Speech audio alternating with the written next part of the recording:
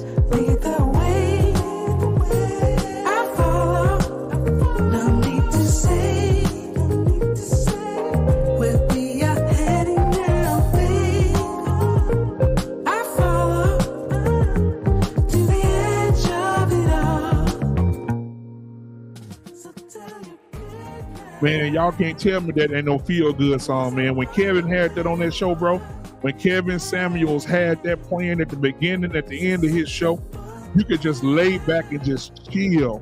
And in remembrance of him, man, I'm definitely going to be playing this often, man. Kevin Samuels is not forgotten, man. We thank you for your wisdom, your knowledge, your laughs, the entertainment, brother, as we carry on, man, as we carry on, brother. Tonight, guys, you know we have a great show coming up tonight. I'm letting you guys listen to the music right now, as we do every week. After that, we're going to jump right into the show. I want to talk to everybody in the sanctuary. I definitely want to talk to everybody. I just want to talk to everybody on the panel tonight. We got some intellectual men here that are going to come with a mature mindset, mature outlook on the conversation tonight. And I'm happy about that. Now, I want to give a disclaimer. Guys, right now, if you're watching right now, the show is about to start in about 2 minutes. Right now, go ahead and share this with 8 people. Share it with 5 people.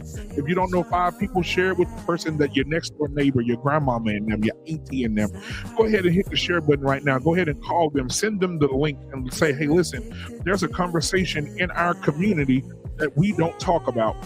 We don't talk about the emasculation. We don't talk about a black man. We don't talk about what happens in our community, right? We don't talk about it. So tonight, we are definitely going to have the conversation, a mature intellectual conversation with intellectual people.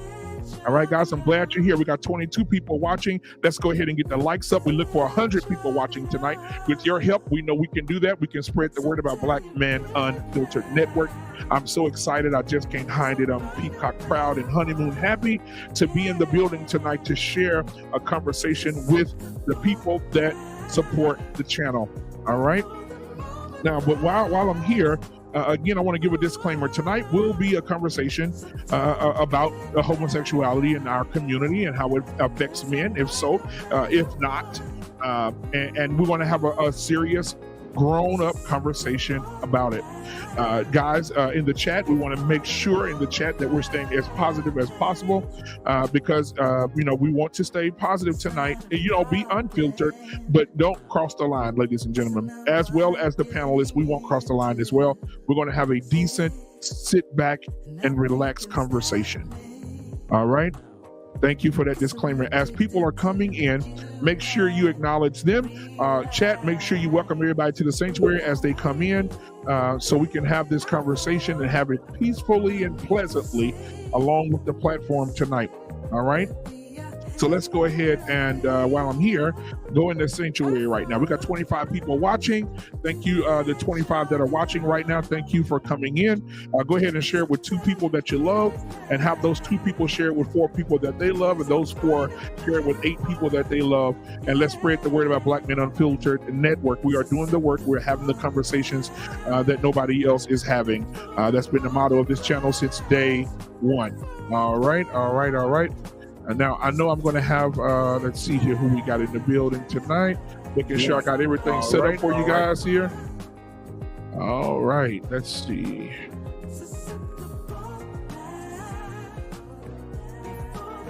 Just let the moment find me. Y'all remember when Kevin used to sit back in the chair and sing that while he was spraying his cologne on and fixing his Red Bull and his favorite drink? Man. All right, guys. Thank you for being here. This is Black Men Unfiltered Network. Let's get ready for Talk Tuesday. If you're ready, go ahead and put a 1 in the chat. If you're ready, go ahead and put a 1 in the chat. We're about to get started. Ladies and gentlemen. All right. Here we go. And we'll see you guys in a second. I'll go ahead and introduce everybody on the panel after our intro. Thank you guys so much for being here. Peace.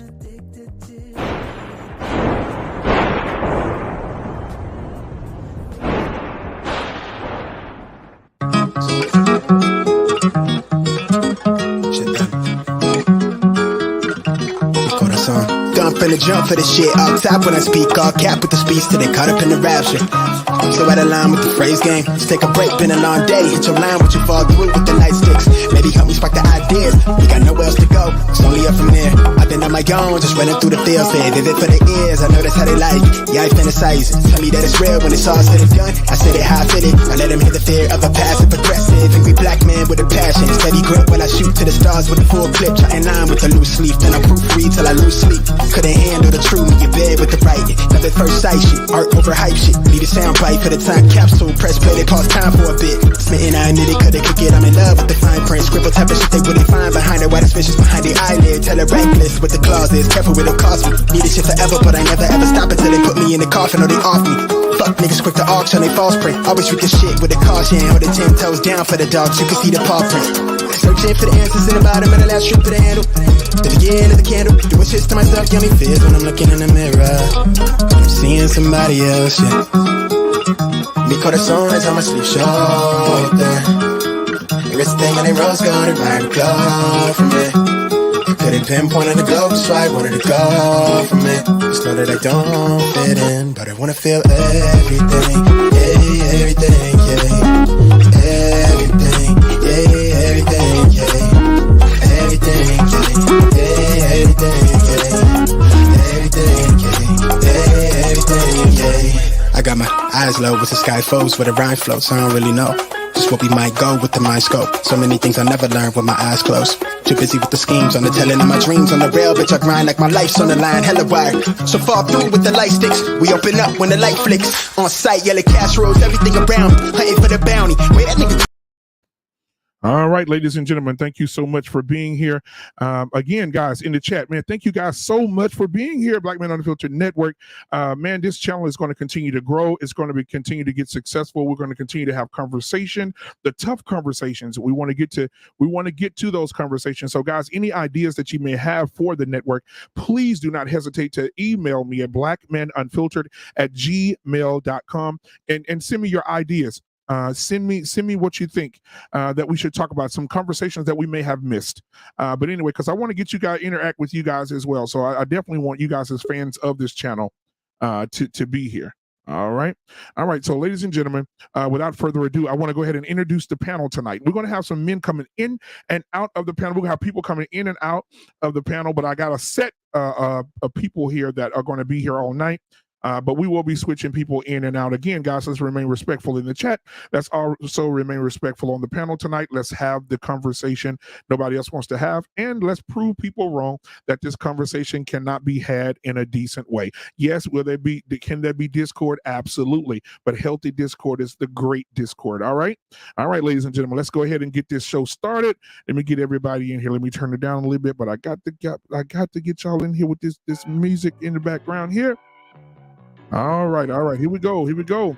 All right. The first person I want to bring up tonight before I cam up, the first person I want to bring up tonight is my boy, man. He was in Myrtle Beach last week with his fam. And man, I really appreciate him for coming in tonight after he was on vacation. Y'all know him, my brother from another mother. His name is Mr. Bennett, and he definitely not in it. Mr. Bennett, good evening, brother. Good evening. It is good to see you, man. Good to see you. All right, ladies and gentlemen, I'm going to go ahead and bring up the next person here.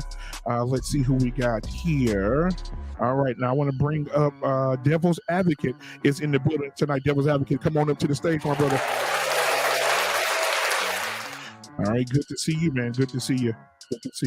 All right, next we got coming up tonight. I'm telling you, man, we got a platform tonight.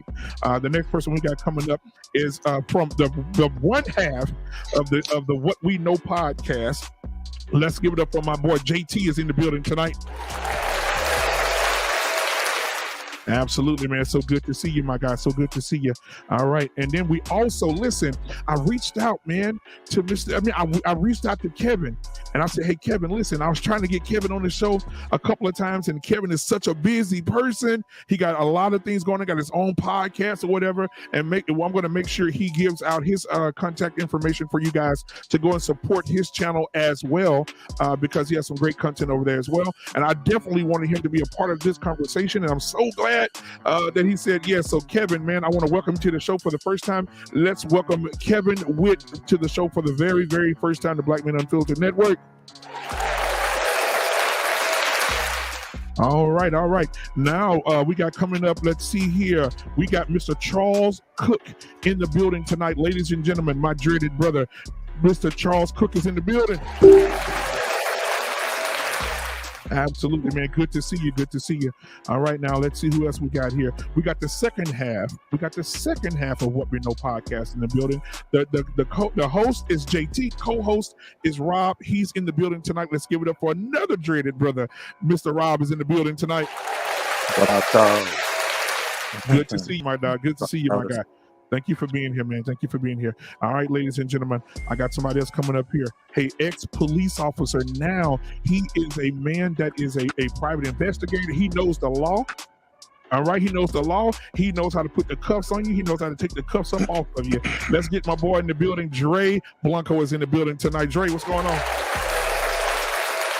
Good to see you. Good to see you. Now, listen, y'all know my brother's in the building tonight. Come on, I can't do it without my big bro in the building tonight.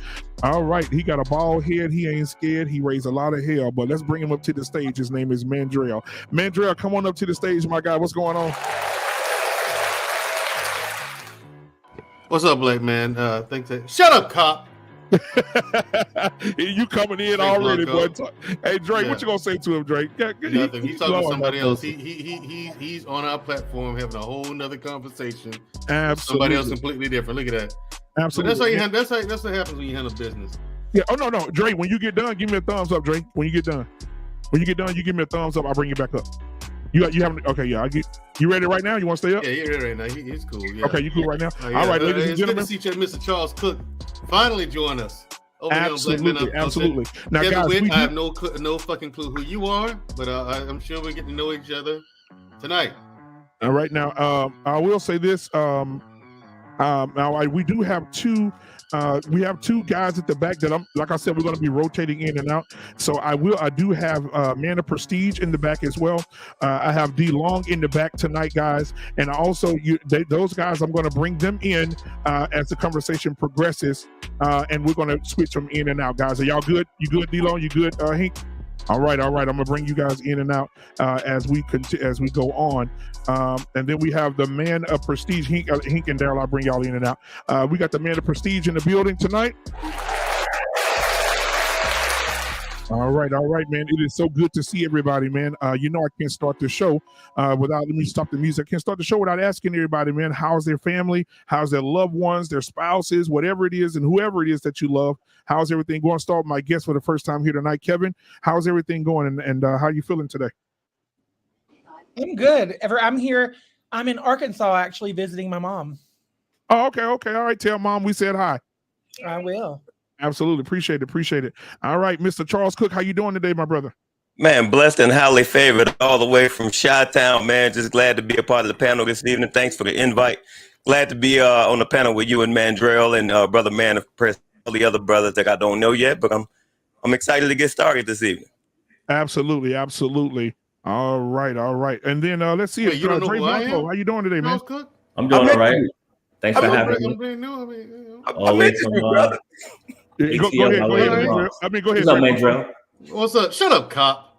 What's up, Dre? How you doing, man? What's up, panel? I'm glad to have y'all here. This is going to be a real interesting conversation. Let's get to it. Absolutely. Mandrell, how are you tonight, my brother? Me?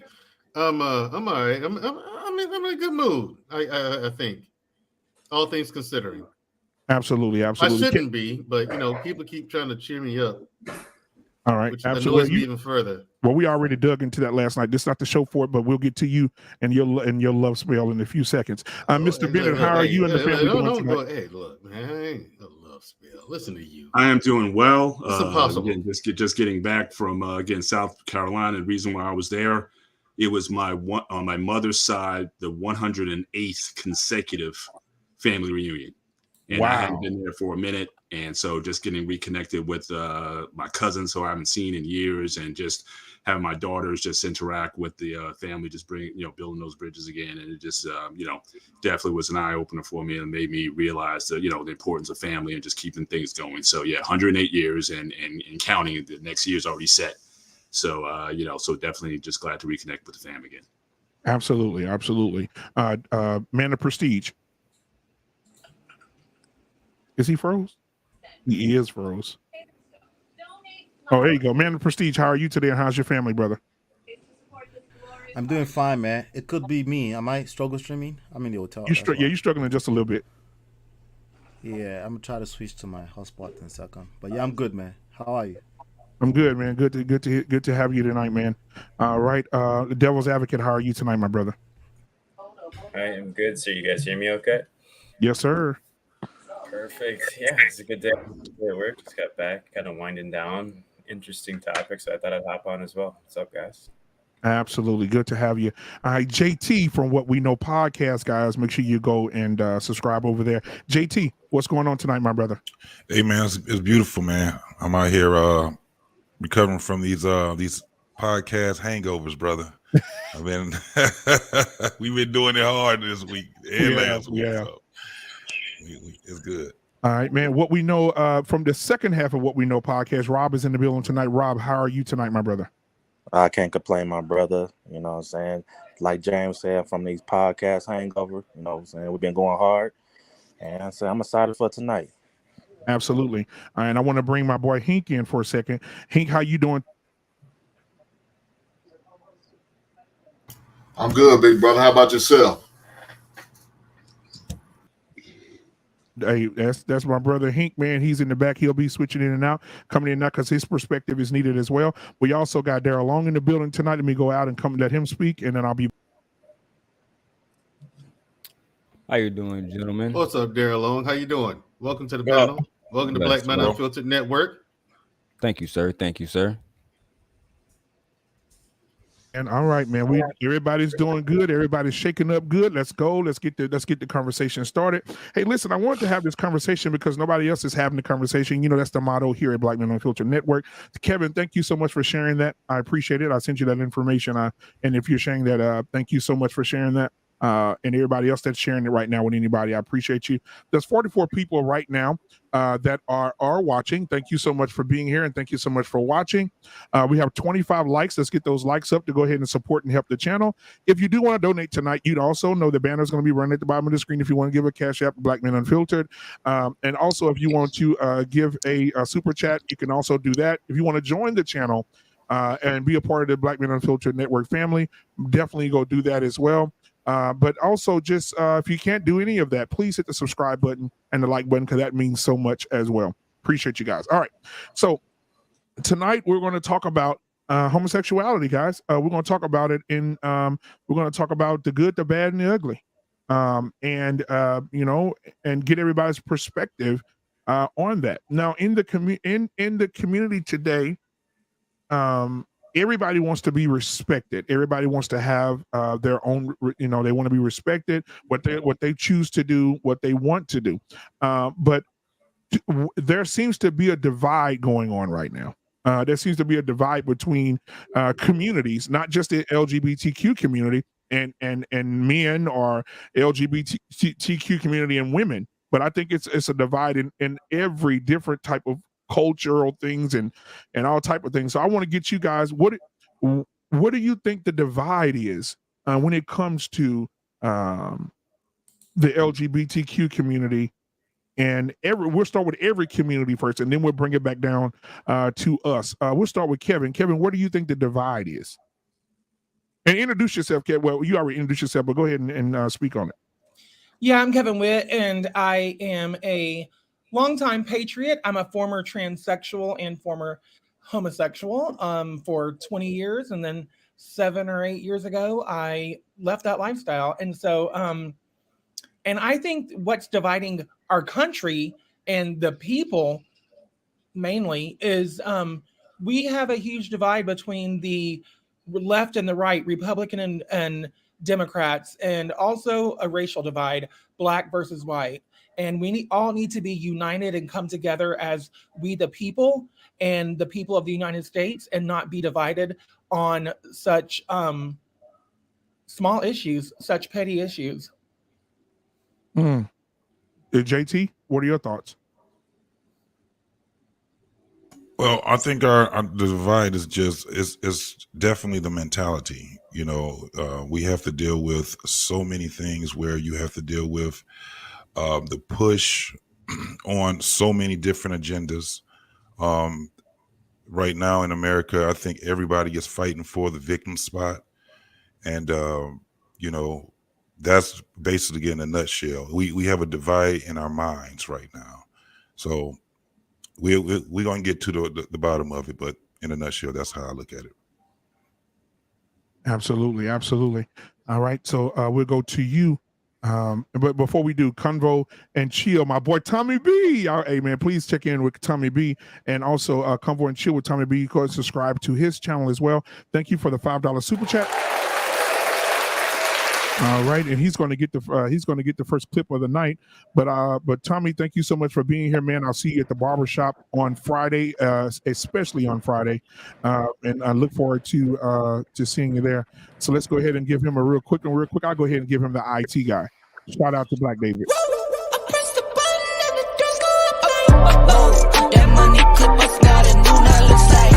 Whoa, upgrade her diamonds, now her girlfriends are like. Whoa, whoa, whoa, whoa,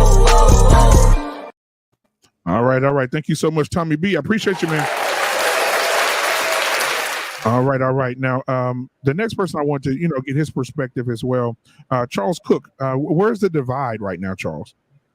Well, thank you for the opportunity, but I think the divide is everyone wants to be right. First and foremost, it feels uncomfortable to be wrong. Everyone wants to be right, and in that, people want. It seems like everyone wants people to think like they think. We live in a very diverse world, a very diverse country, and there's a common knowledge that what we don't understand, we fear. We tend to fear what we don't understand. And my thinking is that we shouldn't shoot for understanding. We should shoot for acceptance, because I may never understand you. I wasn't there from the time that, you were born up until the time you were an adult. And we view the world through the filters that we gathered through from birth, our experiences from birth all the way through adulthood. And I may never understand where you're coming from. So I don't need to fear you. At the end of the day, I think what we need to focus on more so is be good to good people. And I don't need to understand where you're coming from, as long as you're not infringing on my right to be and others' rights to be who they are. I think we could actually go further and get along better. So I think it's those two things. Everyone wants to be right, and we fear what we don't understand. Absolutely appreciate you, brother. Hey, Information Man Show, thank you so much for being here tonight, man. He said $4 super chat. Thank you, brother. He said, much respect, brother. Much respect to you guys. Please go and subscribe to Information Man's channel. He's very informative about a lot of things, guys. So please go and check him out. Information Man, appreciate you, man, for being here tonight. So go ahead. We'll go with Rob. Where's the divide tonight, Rob? Where are we divided? Why are we divided, brother? I'm gonna start by saying I agree with what JT said. The mentality is a lack of mentality.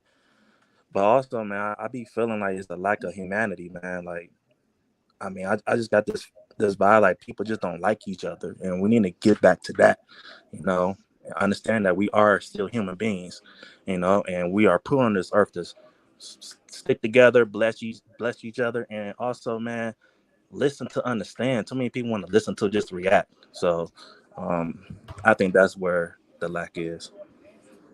Okay. All right. And so, devil's advocate, give us your perspective, and then right after him, Dre just jump right in after he finishes.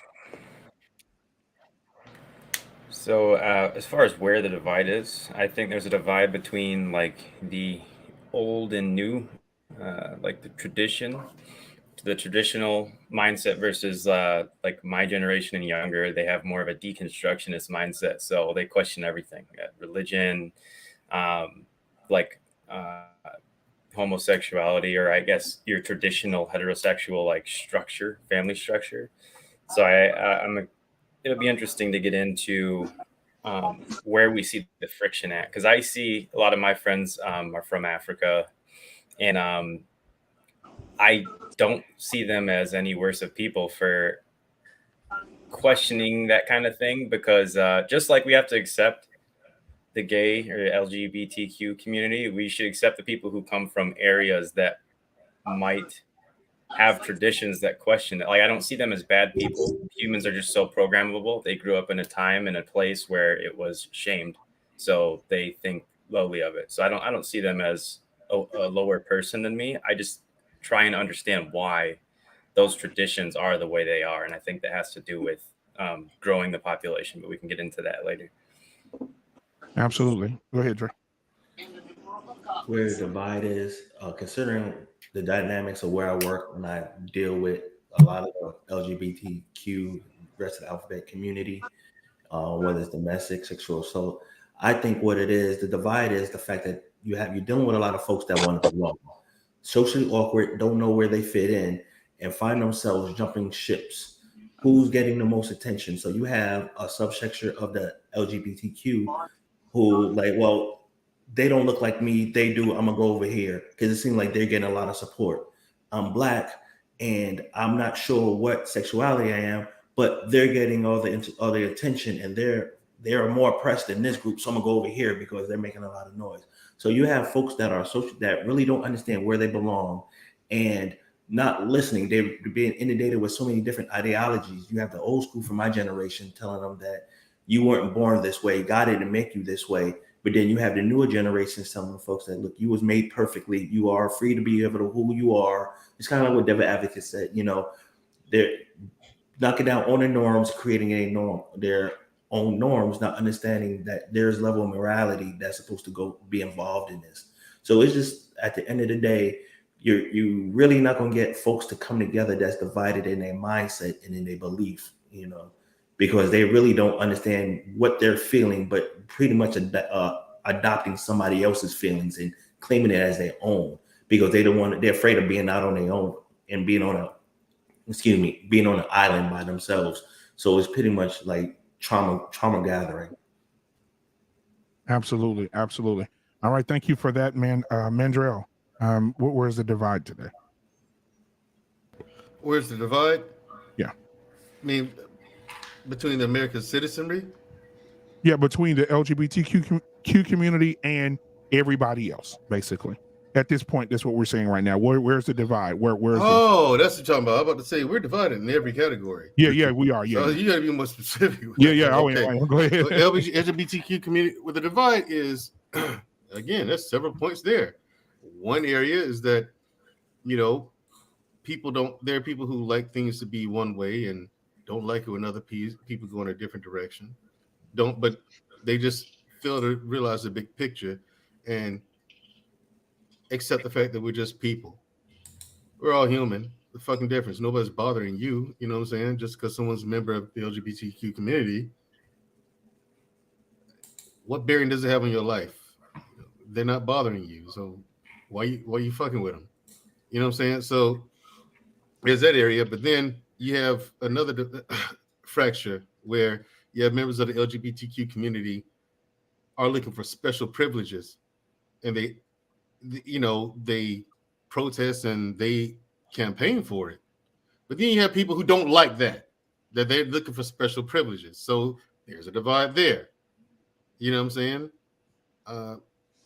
There's several different places, man. I mean, it's just a big mess. You have when you bring religion into it, you got Christians who think that it's a sin, but in Christianity, they overlook the big picture. In Christianity, everything you do is a sin.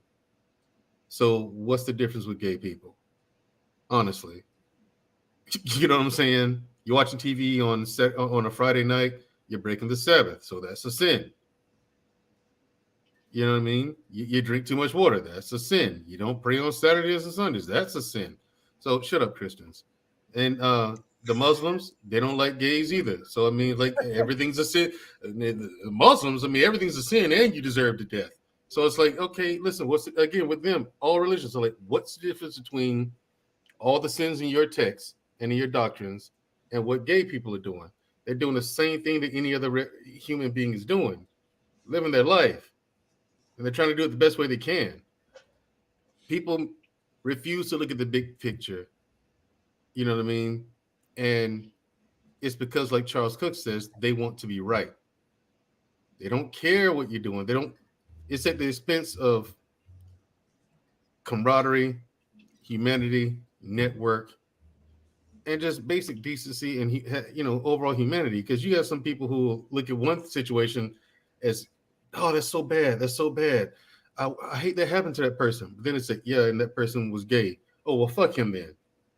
It's like, yo, a minute ago, you know what I'm saying? You were saying how it's sad that happened and tragic and everything. You find out the guy's gay. It's the same thing that used to happen with black people. Something would happen to somebody, and if they just heard about it, oh, that's so messed up. That's so messed up. Yeah, and he was black. So what? So bigotry is still here, man. It's just bled over into another group. And then there's even racism within the LGBTQ community. This shit's just fucked up. It's wild, and it ain't getting better. And it's just another product of the human condition. So there are fractures and breaks everywhere. We're not divided just in one area when it comes to the general populace and homosexuals. Like even in the military, yes, I was in the military when they first did away with the whole "don't ask, don't tell" thing and all that. People, what do you think, Harris? I'm like, I don't care. You don't care? No.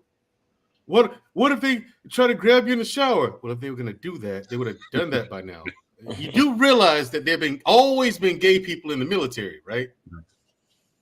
Army was founded in 1776. There was gay people in Sodom and Gomorrah 2,000 years ago. They've always been here. So I mean, like, what's the difference? You know, it's ignorant. It's just stupidity. All right. Most people in this country are fucking stupid. Yep.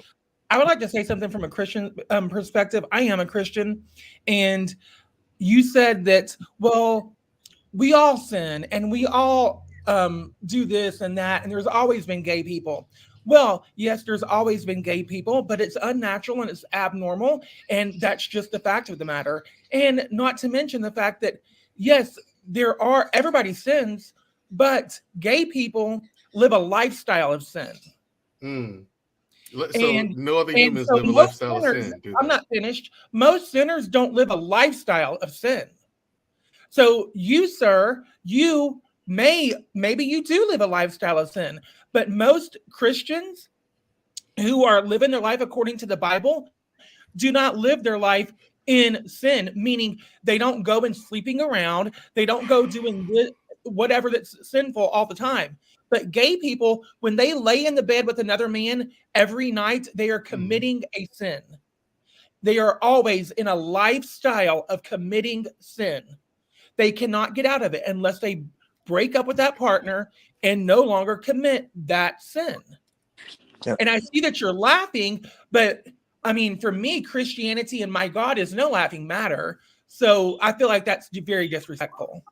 My hold on. Can I ask you a question? I'm gonna let you respond, but no captivity. With Freezy, thank you for your $20 super chat.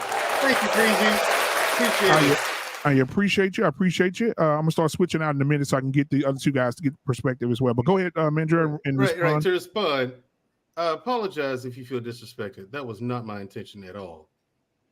However, the Bible specifically says that we all sin. It also says that no one sin outweighs the other. But for some reason, people look at homosexuality as something that's this great big taboo, great big sin. And again, they've always been here.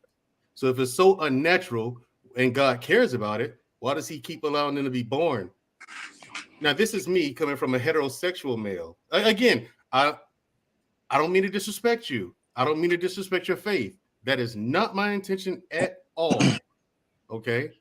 But these are just general questions I have. And I just don't see the relevance in people arguing about gay people when everyone sins. You know what I'm saying? I just don't see the relevance of it. I mean, especially if they're not bothering heterosexual people, they don't bother me. So I mean, hey, we all sin. So what's the difference? The question is not if everybody sins. The question is about homosexuality. Homosexuality is a lifestyle of sin. Is every sin a lifestyle of sin? No, but humanity is the human condition. Lie, are you living in a life? Are you being a habitual liar every day, every single day? Or is that just a slip up? Well, here's the thing. Being human, by definition, means that you live a lifestyle of sin for your entire life. Yeah, you sin even with whether you know it or not. If you are living every day for the Lord, if you are living for God, then you try your hardest to live according to the rules of the Bible, the moral code of the Bible. But you're still gonna sin. Therefore, you are not. Yeah, you'll sin. It's not an intentional sin. There are two ways that you don't sin: not being born or die. That's it. Well, so I guess we have a different perspective of Christianity, and we can agree to disagree because fair enough. Many people who they live their life according to the Bible, and me, I live my life according to the Bible. Yes, I sin, but it's not my goal to. I don't think it's their goal to either. I try not to. But if somebody is homosexual, then yeah, they're every day they're sinning. Every time they lay in the bed with a man, they're sinning. I don't know. Eating pork is a sin, but people eating pork is a sin, but people. No, it's not. It is. No, it's not. Yes, it is. Actually. Please show me in the Bible where it says eating pork's a sin. That's in the Old Testament. That's under the Old Covenant. We live now your Christian in the Bible, New isn't it? Under the under the New Testament. That is not a sin, It's and that's still a in lie. your Christian Bible, though, isn't it? No, yeah, under the Old Testament. Then, if it's not We have relevant, to why is it acknowledge in? Why is the Old Testament in there? Okay, well, so that's a problem with modern Christianity. You're so confused. You're studying two different religions. Off of here, no wonder you're confused. We are discussing homosexuality and the Black community, not. Okay, well, homosexuality and Black community. There's a bunch of it. So let's get back. Okay, so let's get back to let's get to man of prestige. There's Man of another prestige. fracture. What is the divide? Hey, Kevin, man of prestige? word up. Did not mean to insult you or disrespect you at all. Again, I mean no harm. That's fine. For real, yeah. I mean no harm. We can me too. On that subject. You know what I'm saying? I'm sure there's much other things that we'll agree on. You know. All right, man of prestige. There's a lot of different people in the comments too. Just saying. Anyway, shout ignore the comment section, man. Shout out the to chat is undefeated, brother. Pay it no attention. I've learned to ignore it too. They come for me all the time. They come for me. Just ignore. Yeah, so just ignore it, Kevin. And to break the ice, let it get to you. And to break the ice, Kevin, we want to welcome you. And before we move on to man of prestige, I do have a video I want you to see of Mandrell. Okay, the man that you wanted to just bumped heads with. He did a dance video, and we like to play it for our guests when they come in. What are you talking about? It's called the Mandrell two-step. So I'm gonna go ahead and here we go.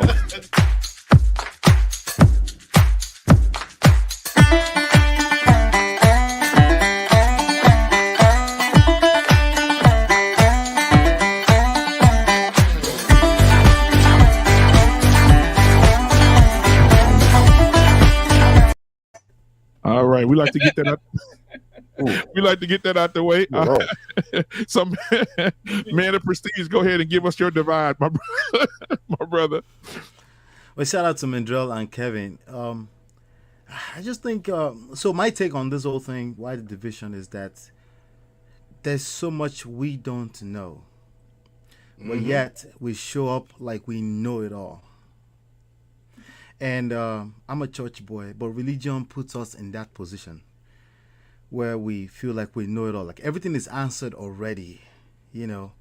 And that's just not. And this conversations is evidence that it's not true, because we're trying to figure out so much, right?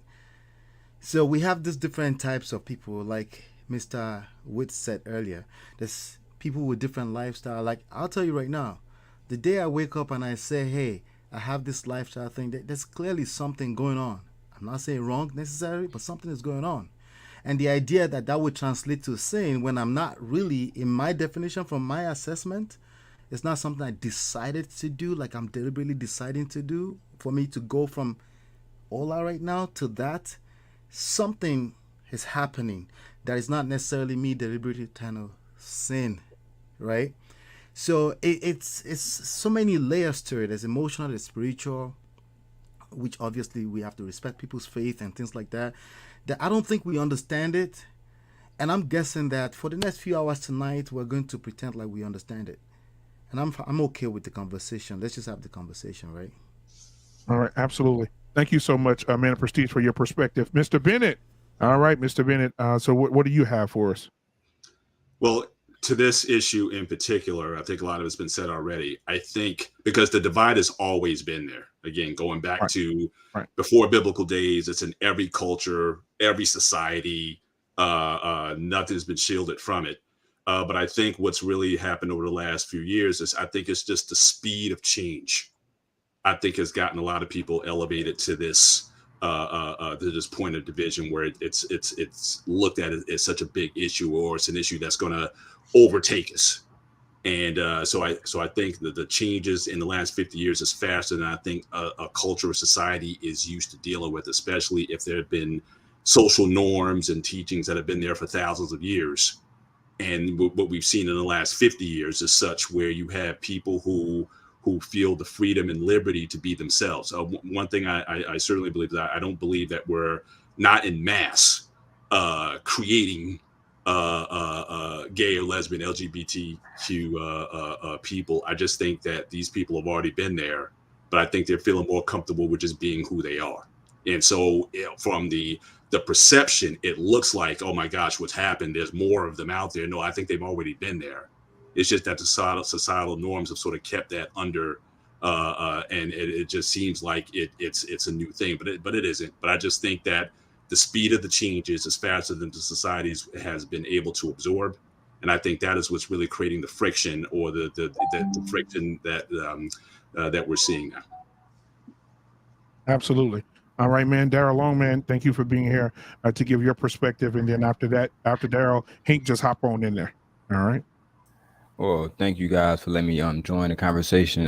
As far as homosexuality or the LGBTQ community and the media and Black culture. So I think a lot of people they don't have no relationships with nobody in like in that specific lifestyle, I would say. And also people are highly ignorant in that lifestyle. Sorry, not in that lifestyle. People who criticize that lifestyle. People are highly ignorant. Like they don't know about Marsha Johnson. They don't know about the Stonewall riots. They don't know about the legal ramifications of two gay people raising a child together and doing all this different stuff, and then not being able to pass wealth down because you don't have rights, because the law doesn't recognize your unity, et cetera, et cetera, et cetera. I mean, these things are from a political standpoint, they remind me of the caste systems that African Americans face, where they wanted to marry white people. When Black men fell in love with white women, late 50s, they would face the same issues that LGBTQ community would face. People like Marsha Johnson. Not to mention, the separation comes from the fact that the country is founded on principles that are hypocritical. The Christian, I don't want to say, I don't want to go too far, but the whole situation is hypocritical, right? Because the same exact people that said that they were not doing those things, they were doing those things. And we have real conversations about the liberation and about the I believe they're called the conquest of America, right? All of these different wars that happen.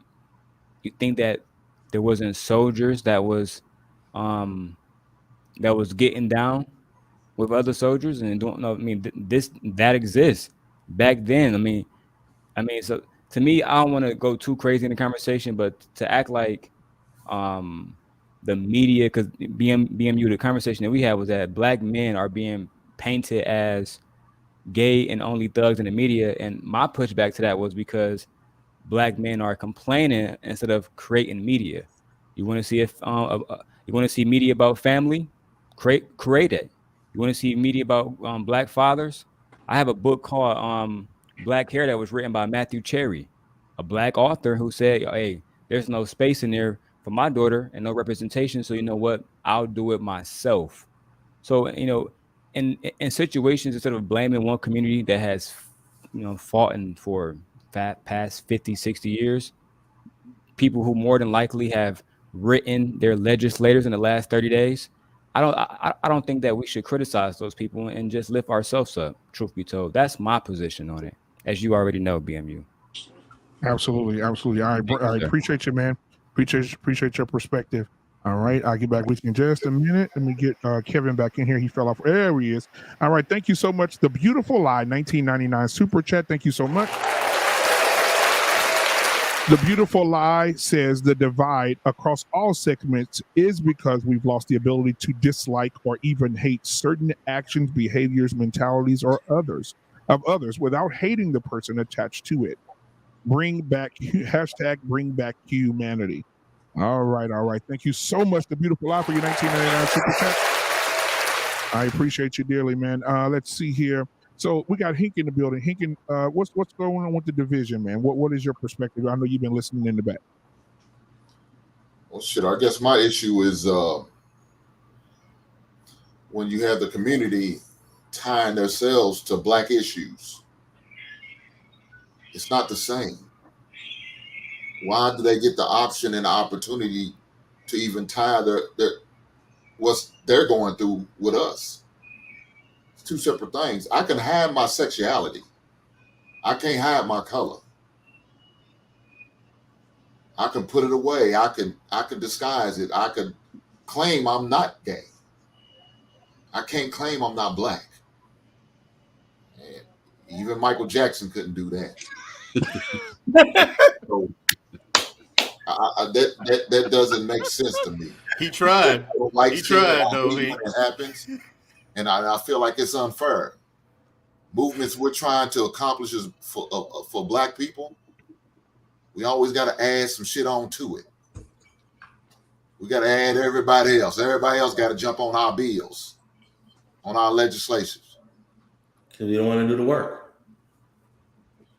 Wouldn't everybody do the work for us?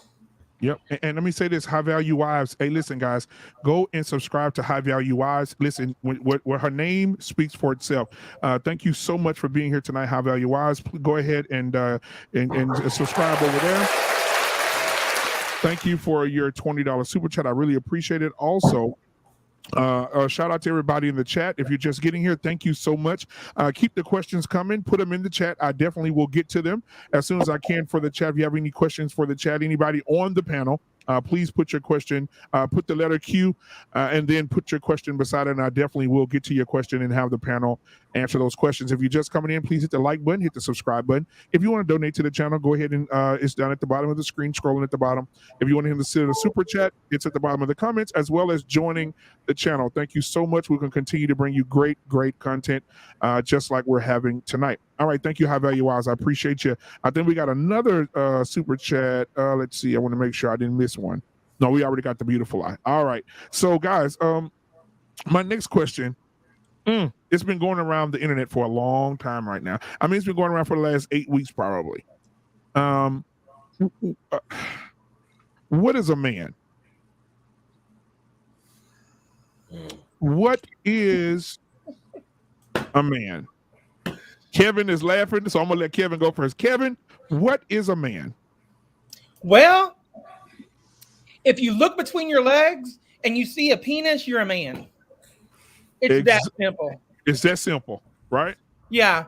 And I don't believe in the term gender. The term gender, first of all, let's address where it came from. The term gender was not used until the year probably in the 70s, and it began being used by Dr. Money. Dr. Money was a sexologist, but he was really a pedophile, is who he was. And you can Google this. You can go and look it up. There was Dr. Money, Dr. McKenzie, and another one. They were all three sexologists, and they all three were cultural Marxists, and they all three designed this trans movement to tear down the nuclear family. They wanted to tear down the nuclear family so that they could bring in communism. And all of this, I know it sounds crazy, people, but all of this is verifiable. Absolutely. Okay. So sex is male and female. If you got a penis, you're a man. If you got a vagina, you're a woman, period. Absolutely. So, Hank, what is a man, Hank? Well, I mean, I halfway agree with what Kevin said, but 2022, they can make a penis and a vagina, so you can't even say that shit no more. Man, you got to actually be able to produce a child with your sperm to be called you a man. And you got to be able to carry that baby to be called a woman in 2022. That's just unfortunate, but that's just what it is. Yeah, Mr. Bennett, what you got? What is a man, Mr. Bennett? There's so much confusion behind this question these days. What is a man? It is. I mean, certainly I would go with the biological definition. I think that's the simplest. I think we can kind of start there.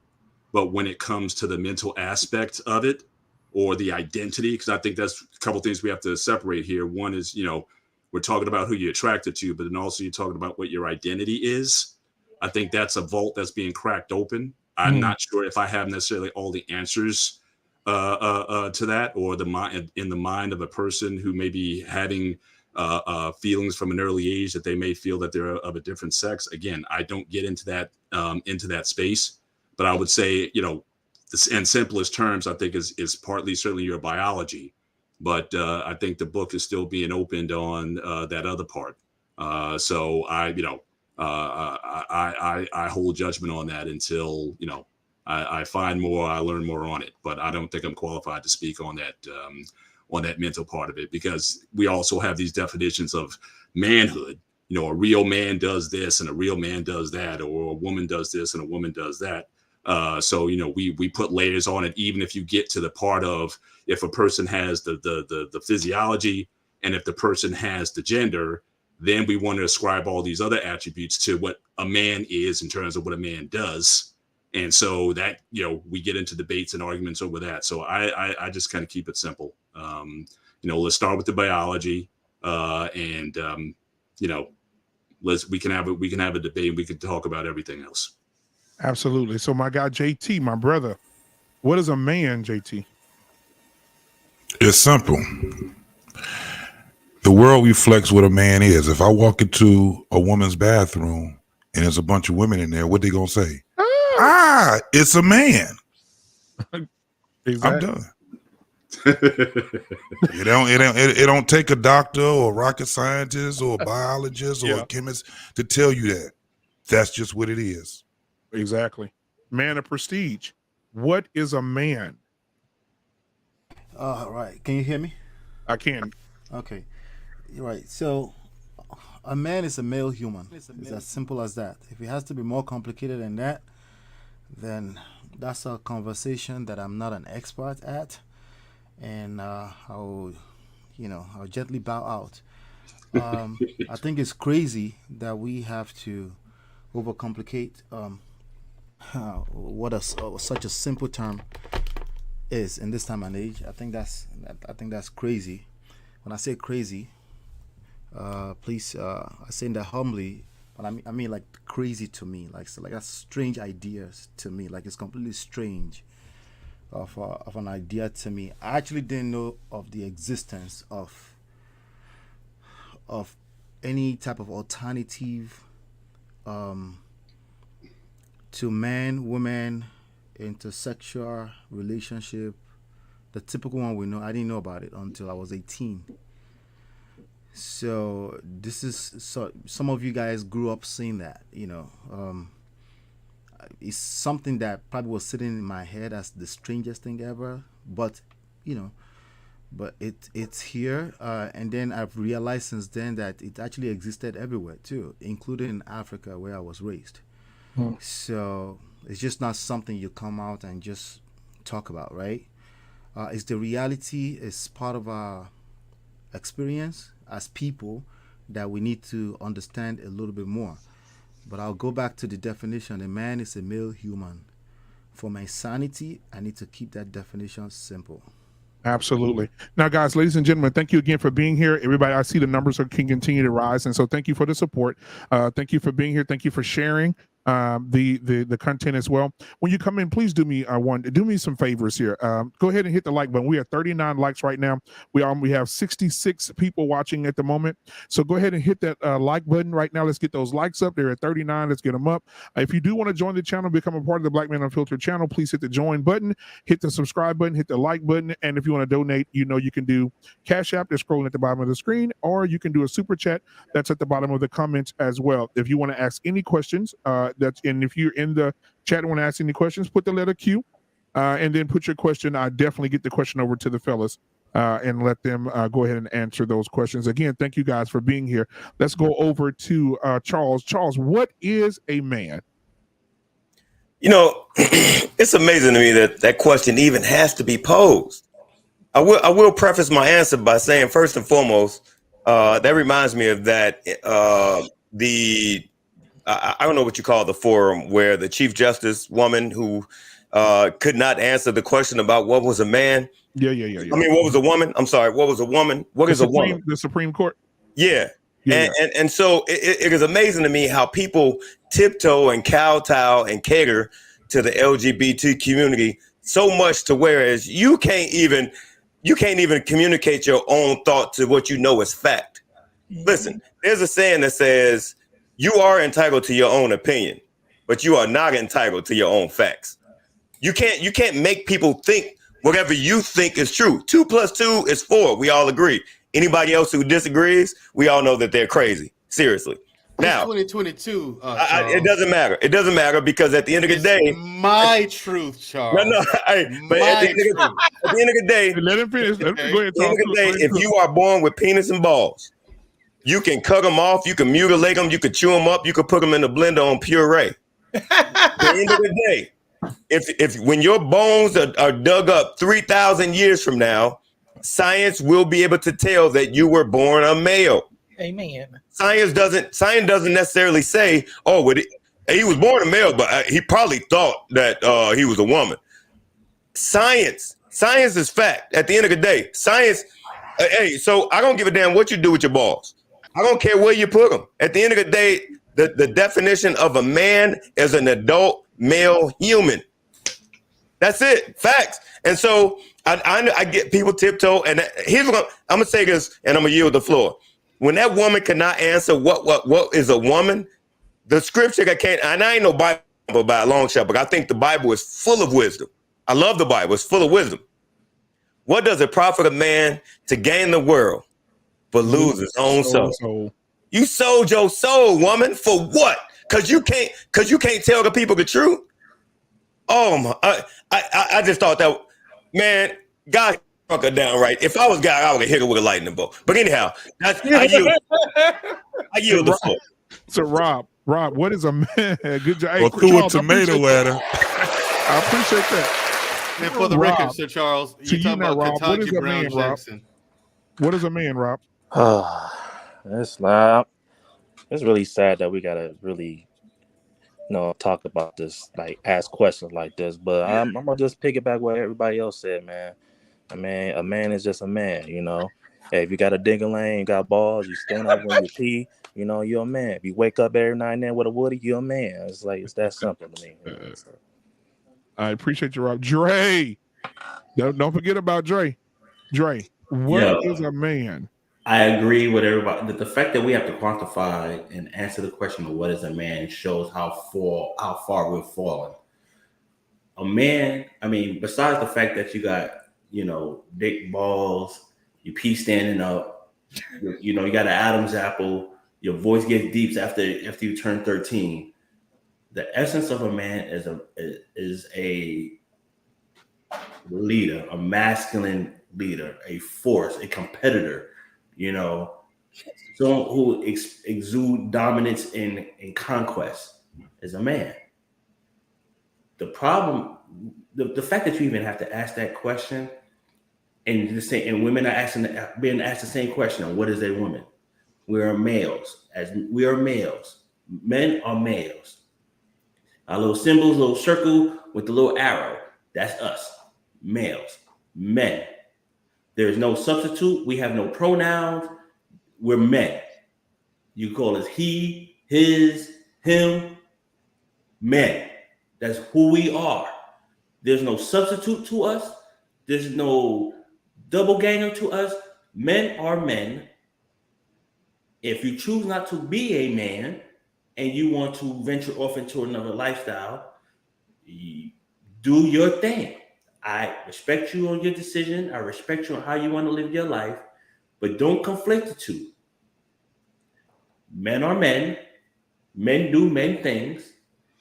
If you want to toe the line, you are vacating yourself from the title and the adjective of being a man. And you have to recognize that and understand that.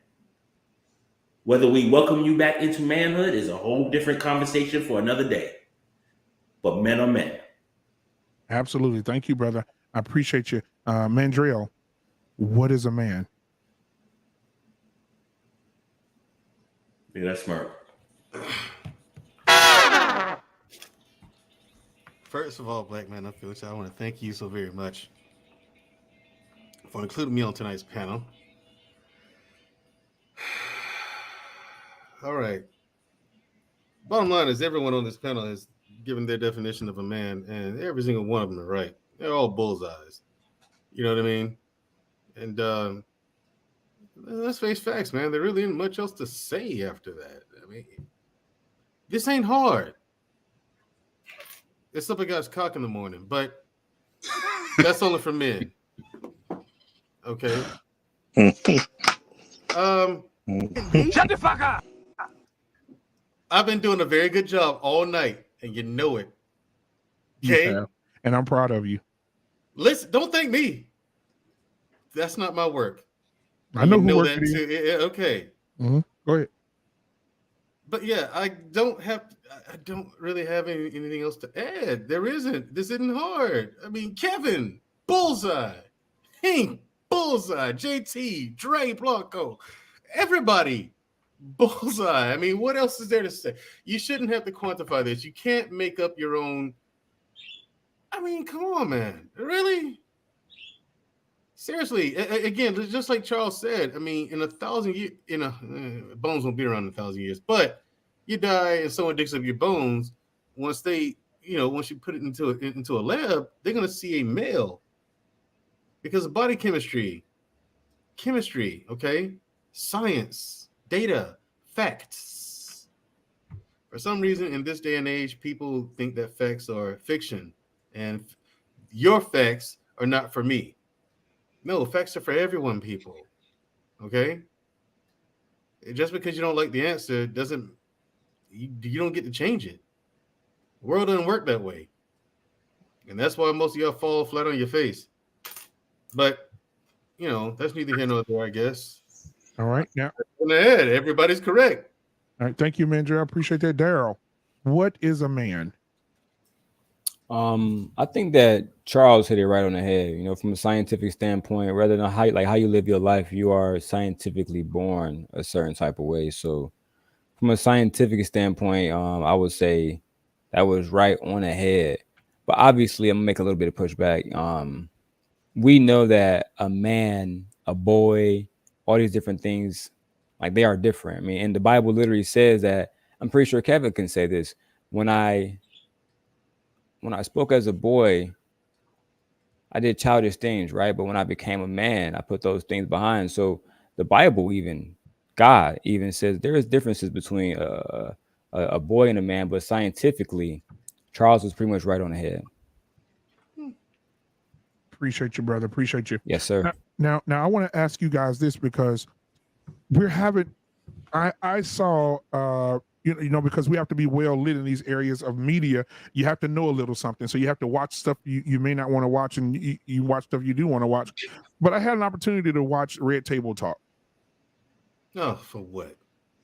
And when I watched it, I saw Janelle Monáe. Oh, for fuck's sake. She said, "You're not going to make it, Andrew." I don't think so. She said, she's non-binary. She said she's non-binary. She said that she's neither a woman or a man. She said because God is so big, why would he make her just one thing when God is everything? So she feels as if she's everything as well. She's correct. She's everything. Except sane. Except she can insert a woman and two women can make a baby, huh? According to her. Right. Or that's right. Or she could be Lebanese and deal with a woman and whatever, right? She can come on now. She should be able to self-produce like the Tribbles. Yeah, asexual. They think they're asexual. That's it. Look, you just have a baby anytime she just thinks about it. Anytime she thinks about it, she can just pop her baby out, like a tribble. Exactly. So that's that shit get on Captain Kurt's nerves, though. So let's you saw it at the end, though. Yeah, that's leading to my next question. And we'll start with Mandrell this time. Mandrell, what is a woman?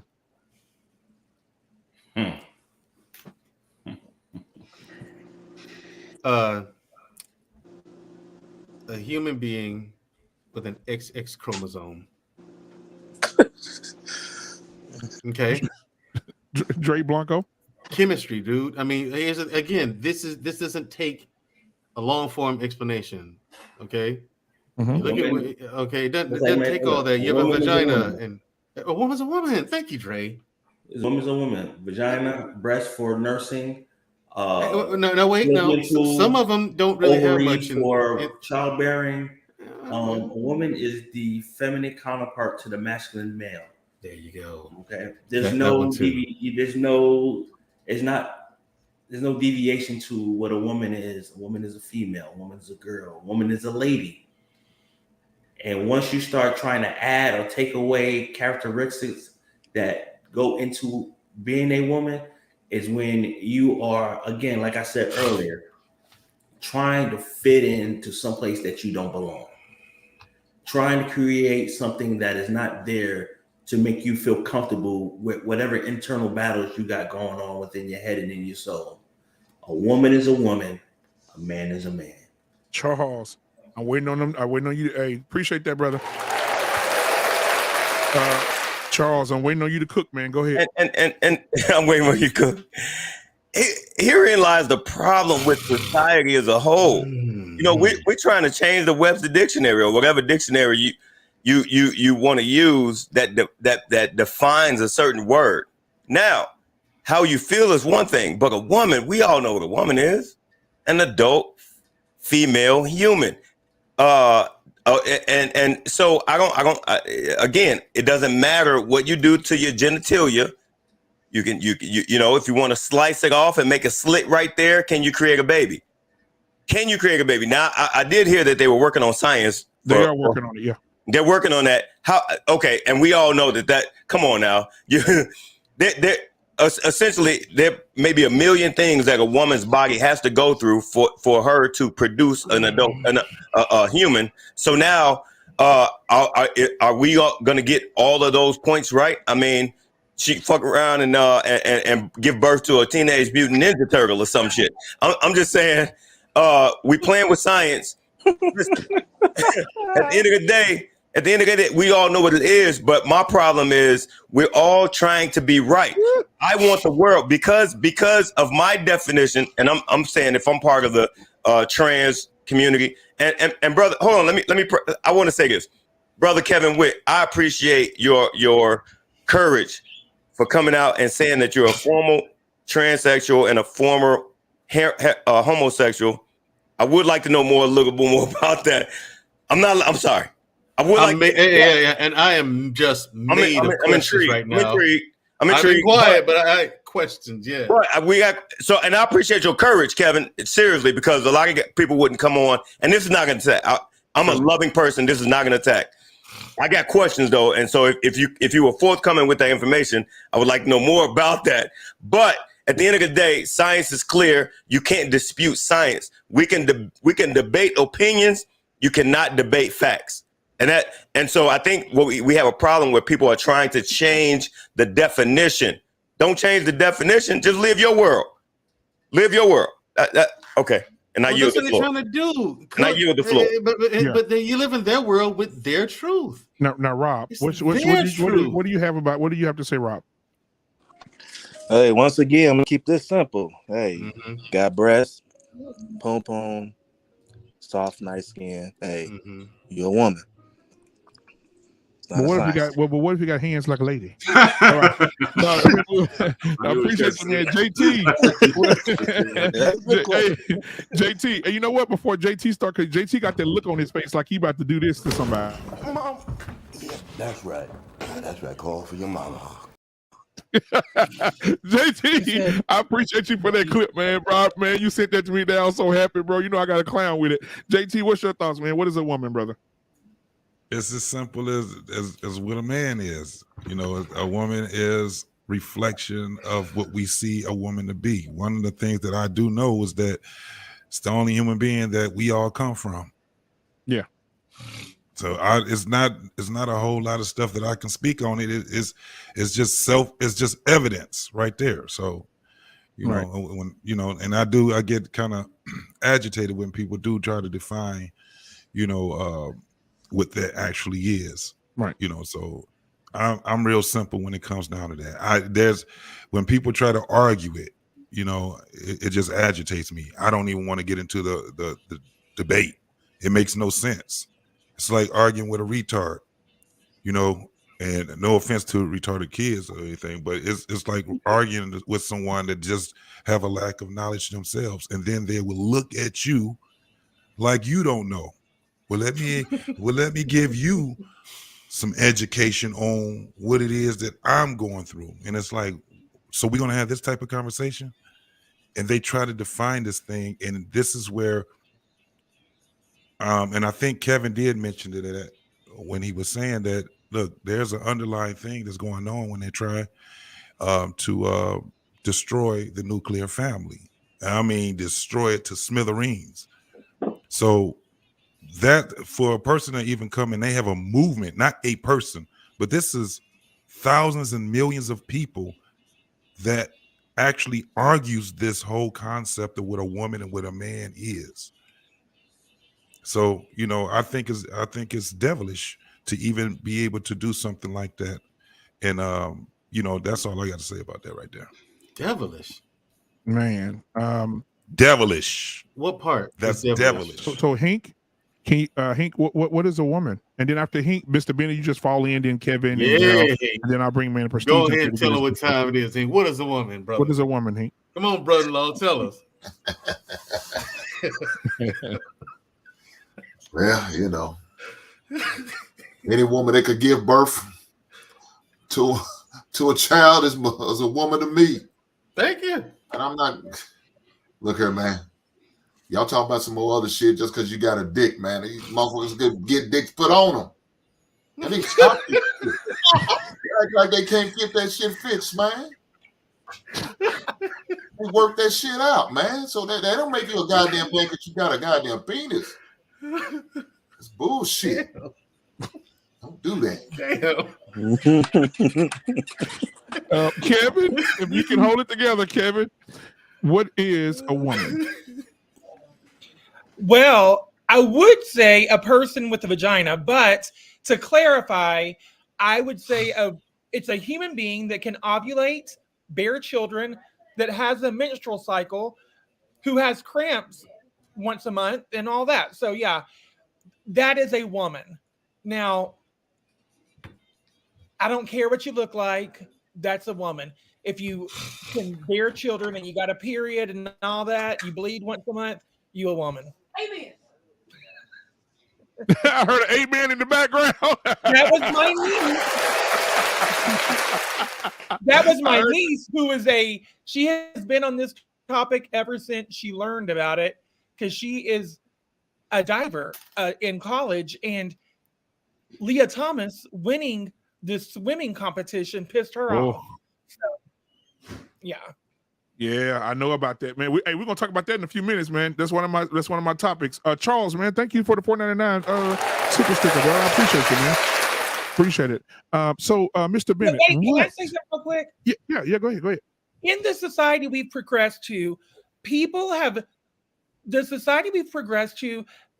chosen to try to play God, and so they're trying to become different genders, even different speed. I've seen people that want to identify as a lizard and all kind of stuff. So, hello, we have got a huge mental illness problem in this country. And so that is what the problem is. People now think that they are God. Now, I did see a video when you brought that up, Kevin. I did see a video of a woman that says, I am a lizard. Yeah. I identify as a lizard. She rolling around on the floor and shit. And there's another lady that says from Austin, she identifies as a horse. And she goes to the horse stable and all that. I mean, like, what in the hell is going on? She'll be a horse until one mount her. I bet she'll get from out there until one show what a horse actually is. Maybe not. Hey, maybe not. You see what we did? Hey. But I would like for you guys to view me as an elderly, rich, beautiful white woman. Please. I'm an elderly, beautiful, rich white woman from here on out. Let me hold something, Cook. Let me hold something. Mr. Bennett. Hey. Mr. Bennett, what is a woman? I will agree with everyone else. So like I said, my answer is not going to change much. Biologically, I think a woman is defined biologically again, the areas of gender and identity. Again, the book is open for me on that. I think that's an area that they're still putting the layers on. So again, I don't think I have the expertise to speak on that. But one thing I did want to address that Brother JT had said, as far as this alleged attack on the Black family or the family unit, I mostly reject that. In part because we've been in these spaces, at least I've been in the spaces last couple of years, and we've been talking about the dysfunction in our heterosexual relationships. See that? I mean, to me, that's the 800-pound gorilla in the room, that heterosexuals have done a good enough job of destroying the Black family. But yet we want to somehow ascribe to a minority of people. I don't know, you want to go with percentages, 4%, 10%, how many people are out there, but somehow they are major contributors to the destruction of the Black family, when Black men and Black women, heterosexual, we've been doing a good job of that over the last 40, 50 years. So unless we're going to deal with the big problem, we can scapegoat the LGBTQ community as being destroyers of the Black family.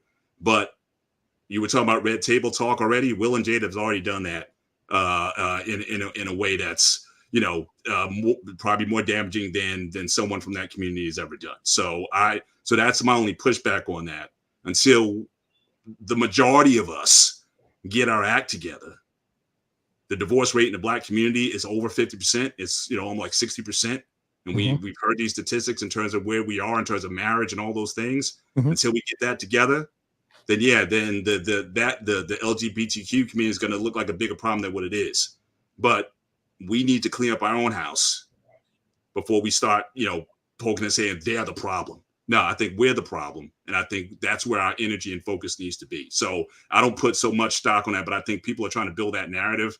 And I just can't see that, just given the dysfunction that's within us. So that's my only pushback on that. Absolutely. Daryl. Now, Jenny, before you go, Daryl, I have a request from one of my moderators. So thank God for Jenny in the chat. Jenny, if I didn't love you, I definitely wouldn't do this for you. But she wants the Mandrell's favorite dancer tonight. She said, can we get the lady dancing to the jig? All right. So man, the quick feet, man. Her name is Loosefoot Annie. Here's Loosefoot. Oh, yeah. Hey, Bill, I'm in the mood for a switch up. I hit the function, hit the rose till I hiccup. I hit the stage and leave with money that's a stick up. She picture perfect, so I told him I'm a flick up. Bill, I'm in the mood for a change up. I leave the city and return with my change up. They got amnesia, don't remember. All right, that's Loosefoot Annie. Those educated feet, man. Educated feet. Thank you. Hey, Jenny, thank you so much for moderating tonight, guys. Let's just give it up for Jenny. She's absolutely amazing. The other day, I'll tell a little joke. A little story about Jenny. The other day, we had a show, and the show was awesome. And so a lot of things happened. People fainted out of their chairs. People were laughing hard. There were sound effects. There were people that said certain things. And Jenny, I said, you know what? I'm going to get those timestamps, and I'm going to save those clips to have in my show. And Jenny said, don't worry about it. I'll email you the one you asked for in the morning. Dude, when I got up the next morning, she went back through that whole video, and she gave me all 28 of them. He don't play, bro. Look, I'm telling you, Jenny does what not happened, play. when it happened, who it was. I was like, damn. Jenny Marina does not play. No game, yeah. She is Jenny amazing. Marina is She is truly serious, amazing. man. While she was knitting booties. Yeah, She was knitting booties. She did all that. Yeah. Yeah. So, Daryl, she's knitting booties. What is a woman, Daryl? I think a lot of people just hit it up. Listen, the science thing, Charles, I'm gonna just run with that again, because scientifically, a woman from a physical or a physiological standpoint, if you can give birth, I think Kevin. Damn, Daryl. Hey, Daryl, look, man, get you some real internet, man, instead of that shit in there. Look, it took him all the way off. Man, of prestige. Hey, hold on. First of all, I said the scientific thing first. I'll see you back. As scientific as it gets. Yeah, let me play that dial-up sound. Let me finish. So, yeah, what is a woman? Go ahead and finish. Hey, my bad. I'm running stuff in the background. My back. Can y'all hear me now? Yeah, yeah. Yes. Camming down ain't gonna help. You know what I'm saying? You gotta close the tabs, brother. I had to close the tabs. But, do like I did. Upgrade to gig internet. No problem. As soon as I upgraded to gig internet, dude, gig. I gotta upgrade my whole life still, man, Drew. I'm still in dusty status. But go ahead, Daryl. Well, you got time, Daryl. You got time. You still young. Turn my camera down to 360 and everything. Look. But, Gotcha. but I just think that from a scientific standpoint, if you can give birth, then you're a woman. Like, I mean, clearly a young lady, a girl, these different things. Is it froze again? No, you good. I was laughing at Mandrell. He did something stupid. No, but if you can give birth and you have a menstrual cycle, then technically, from a scientific standpoint, you're a woman. Anything other than that is a political conversation. Let me just throw something real quick. I've even seen in the chat. I think we need to be careful when we describe a woman as a woman that can give birth, because you have women who biologically can't give birth through birth defects or whatever have you, right? Or health ailments, and they're already going through an internal battle, feeling that they're less than a woman because they can't bear children, whether they waited too long or health issues or accidents. So if we could just stick it to menstrual cycle, ovulation, because not every woman can conceive. That's fair. Have the ability to conceive, but they were born a woman. So I think we just really need to be cognizant of what we say and how we say it. Right. And that's the host. We don't know what's going on in the chat with the women we have in the chat. Right. And as the host, I'll take responsibility for that as well. And also say to the ladies out here, this is nothing toward women that cannot have children. All right. That's why I said we're praying. We're praying for you. Yeah, we're praying for you guys. Because it covers all. If you can't have children, hey, listen, we love you, we care for you, and everybody, we don't talk about you. We're not talking about you. We're talking about a group of people that say they can have children. They can't have children, but they have them. Now, let me ask this question to everybody on the panel. I'm gonna bring up Man of Prestige, and I got my boy Freezy in the back. I'm gonna start switching you guys back in and out. But I will say this: I want to start this conversation. Ooh, I gotta tread lightly with this one. I walk with you. Okay, you got no captivity. I'm gonna walk with you, bro. So, shout out to Freezy. When it comes to the men today, the heterosexual men, like Malik Yoba. Now, this is gonna be open conversation. I ain't gonna call nobody. Everybody just jump in. Malik Yoba's gay. Malik Yoba. Hold on, give me a minute. Gay. Malik Yoba. You have other men that are singers, actors, and so on and so forth that are agreeing, that have done interviews, that have said, "Hey, listen, trans women are women," and black men. And this is Malik Yoba's comments on the Breakfast Club. Black men, trans women are women, and they're beautiful women, and we should get out of our traditional ways and start dating these women. Right. He's gay, now, I said. I'm going to tell you why he said that. What do you guys think about because that? Because he's gay. I'm saying give some definition, like some more stuff. But here's the thing, Mandrell put it out there. But here's the thing, and this is where we mess up at. All right, we really don't listen to what folks are saying. Folks are looking for everyone. If I don't want to be on this island by myself, so I'm going to put things out there. Like when Tank sit down and said, "There's nothing wrong with another man giving you a head." Like that's a goddamn lie. Right. You know what I'm saying? Who said that? Tank. The singer. The singer Tank. Damn. I'm unfamiliar with him. Is he a gangster rapper or something? Excuse me? Is he some kind of gangster rapper or something? No, he's an R&B singer. Oh, you really singer? Oh, well, you know he gay then. Right, but hold on. Most of them, listen, most of them niggas suck cock for nickels. Come on, y'all get off that shit. But you'll really lose my point. But look at R. Kelly.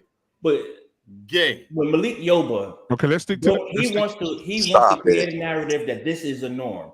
So if he sits down there and say transgender women are women, which is men transitioning women, is because that's the lifestyle he lives, and he wants to normalize it so he doesn't feel ostracized. You understand what I'm saying? So regardless of the fact, you don't have to adapt. What he's trying to do is assimilate his ideologies on other folks. You know what I'm saying? Now you have folks who dabble into that, and if you do, God bless you. That's your thing. Yeah. But you don't need to recruit. Live your life. Do what you do. I don't recruit other people to be heterosexuals. You know, that's not my point. I know what I like. I enjoy what I like. Live your life. Enjoy your community. But the thing is, if you're really happy being what you're doing, you don't need to recruit. And this is the thing example, and whoever sees you living your life, if they want to live the same life you do, they will live through your example, not by your words and by you lying to them and deceiving them. Because I'm sorry, I'm that uncle at the barbecue that have a little bit too much whiskey that be like, when you coming in with your new girlfriend, like, you know, he used to suck dick, right? He used to get on his knees and do all that. He used to bend over. I caught him behind the tree, bent over. That's me. Damn. I'll keep it 100 because you don't need to lie to this woman that you had a different lifestyle. Damn. You don't need to lie to her. You need to keep it 100. And if you won't, I will. You dirty macking like that? Hey, bro. Hey. Come on, bro. I'll get it. God. So, Drake, can I ask you a question? Right. So is your just playing devil's advocate a little bit, and I know he was respect to him because I know he was on earlier. But is your issue with him the fact that he was saying something that you think he doesn't believe, or do you think that he genuinely believes these what he's saying? Because again, we talk about advocate, like we in these spaces, we advocate for family and marriages, heterosexual marriages all the time. So if that's something that he believes, would you still say your objection is to that, or do you think he's promoting something knowing that he doesn't necessarily believe in himself? I just want to understand like where you coming from. No, I agree. What Dre is saying is that he's actually quite astute. Malik Gilbert does in fact believe every fucking word he says. So to say then that you disagree with him promoting, why would that be any different than us in this space promoting a heterosexual central family lifestyle? If he's in the space to present who he is. If we were in that same space, if we were in the same chair, then we certainly have the opportunity to say the same thing. So why would this be different? Because when we sit down there and promote heterosexual family structure, all we're doing is trying to rebuild the Black community and procreate and create more Black. I understood, and I agree. Right? And I agree. That's our purpose, and that's what we're doing. What he's doing is, I don't want to be by myself. I do not want to feel like I'm an anomaly. So I'm going to promote this. So I am not standing on this island by myself. But to me, that seems to be a different motivation than him saying that I want people to live. It's like it's coming from a selfish place. That, like you said, he doesn't want to. So again, so to me, that signals to me that his aims are somewhat disingenuous because he's only thinking about himself, not that he's trying to liberate people of that lifestyle to be who they want to be. He's just trying to justify himself. To me, there's a difference in terms of motivation, and that seems to be a very selfish and self-centered one. And the reason why I feel that way, I'm not going to put his business out there. I used to work with. Well, no, he did. No, I used to work with a male. Mr. Bennett, I used to work with a male who transitioned to being a female, right? Okay. Didn't recruit. He said, "This is me. This is what I like. I'm not going to tell anybody to do anything that's not within them. I can only speak what's going on within me." Mm-hmm. And I told him, I said, you are the bravest person I know. You are believing what you believe. You're living a lifestyle, and you are taking the vitriol that most people won't be able to take. I enjoy the fact that everything that you said about your transition and what you're doing has to do with you. You're not telling folks, do this, do that. This is the norm. This is what we should be doing. You're saying this is where I have been dealing with for years. I have come out and embraced myself. I applaud you. I appreciate you. Thank you.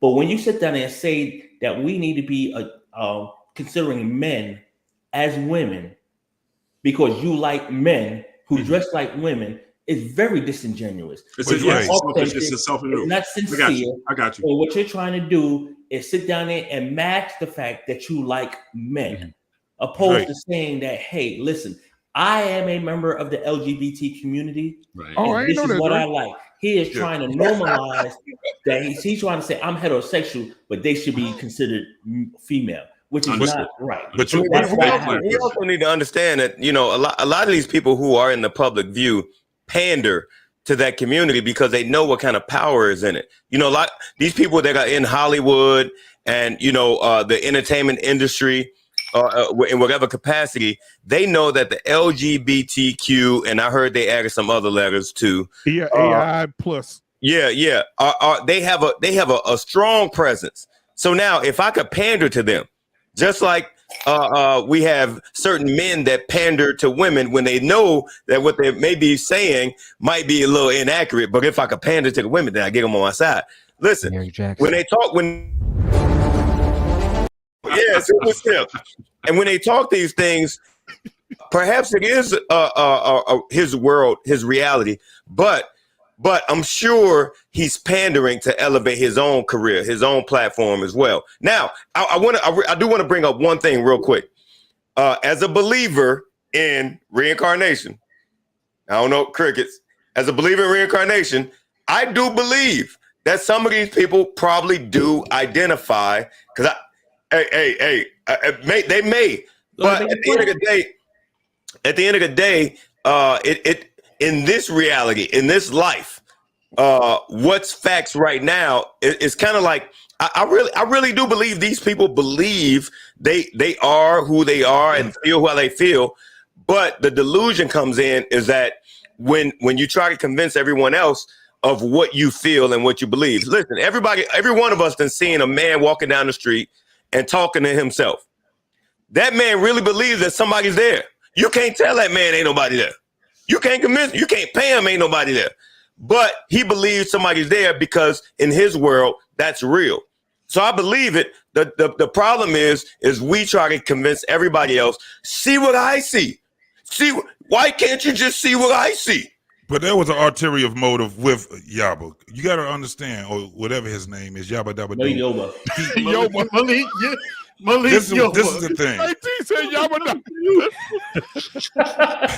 This is the thing with him. This guy was promoting a play that he was doing. Remember, that's what he did. He ended up going on the Breakfast Club promoting a play that he was playing a transgender. Yeah, that's what he was doing.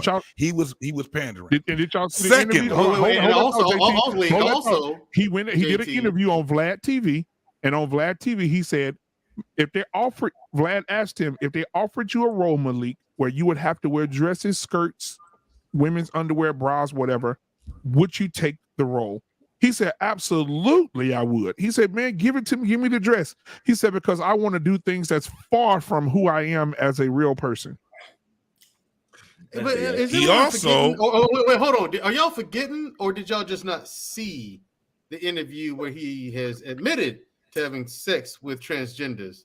Yeah, he was on I haven't seen that, but I've seen he was on the Breakfast Club with the transgender woman. No, he said he was sex. He said he made up a word, and the word he made up that he was like trans. What he say? Like he was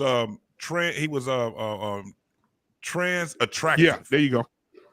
Trans attracted, right? He was trans attracted.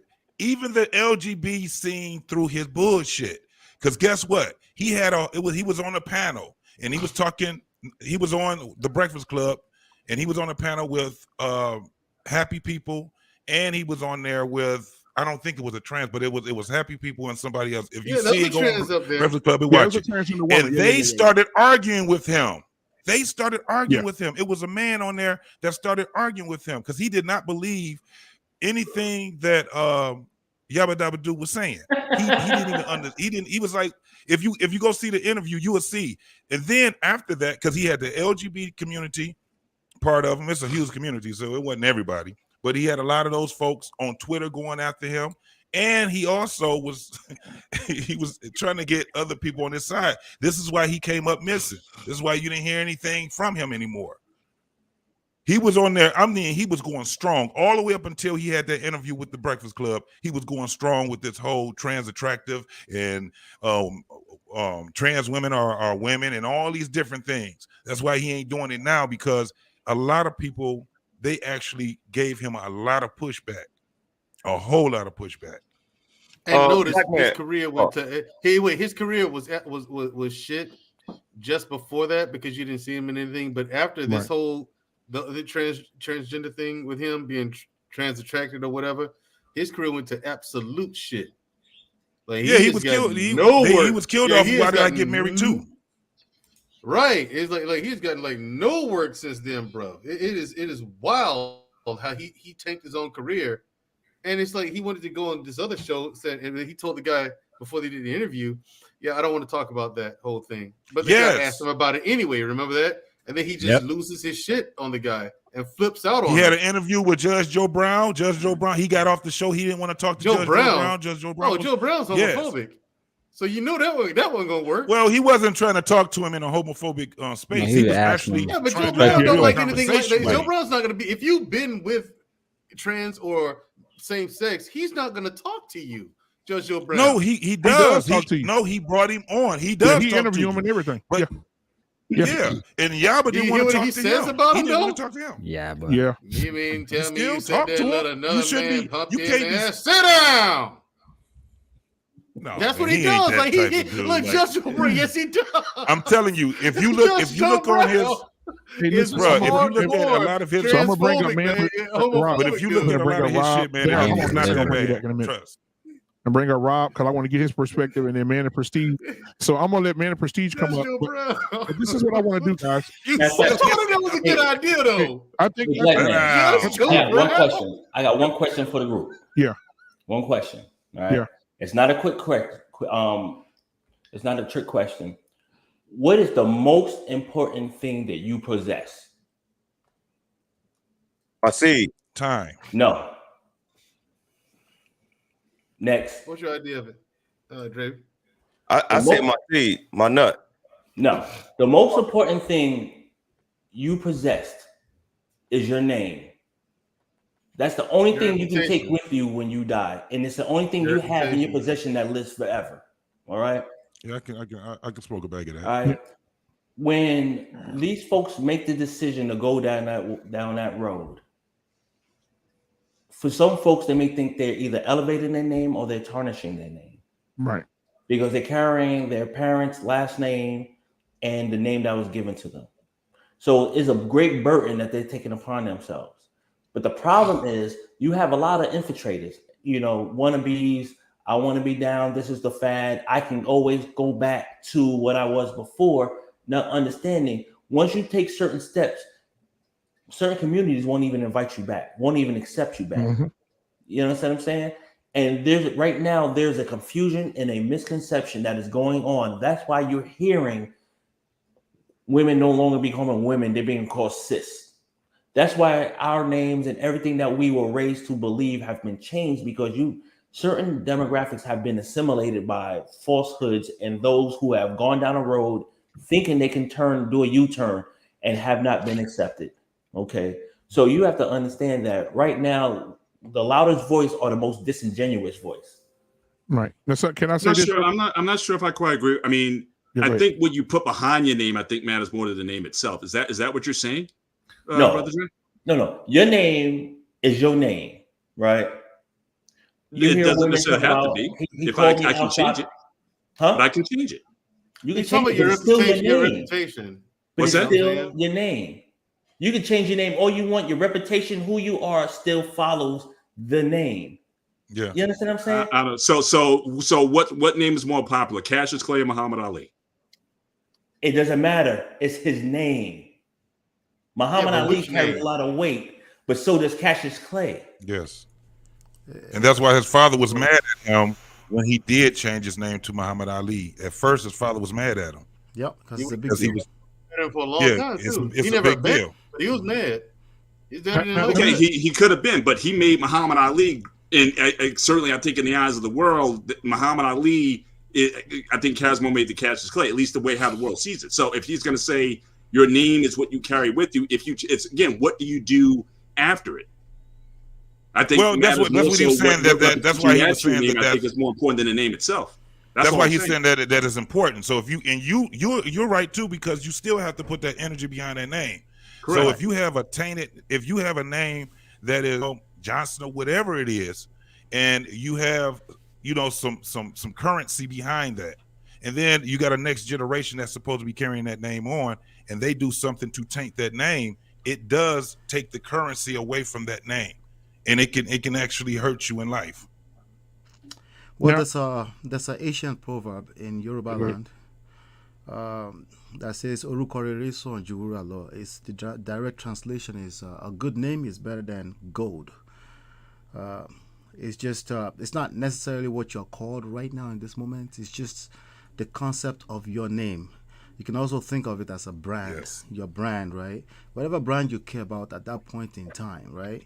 Of course, it's bigger than everything else, including time, because it surpasses, transcends beyond time, which is what the gentleman Dre said earlier, right? Even after you've died, your legacy is basically, how do we reference your legacy? How do we reference everything else? Your name. So what's his name again? Muhammad Ali the Clay. What's the previous name? Cassius Clay. Right. They're proven right there. He's proven right there. You know Muhammad Ali because Muhammad Ali's name has been immortalized. Right there. But exactly. You had a hard time remembering his birth name was Cassius Clay. Yep.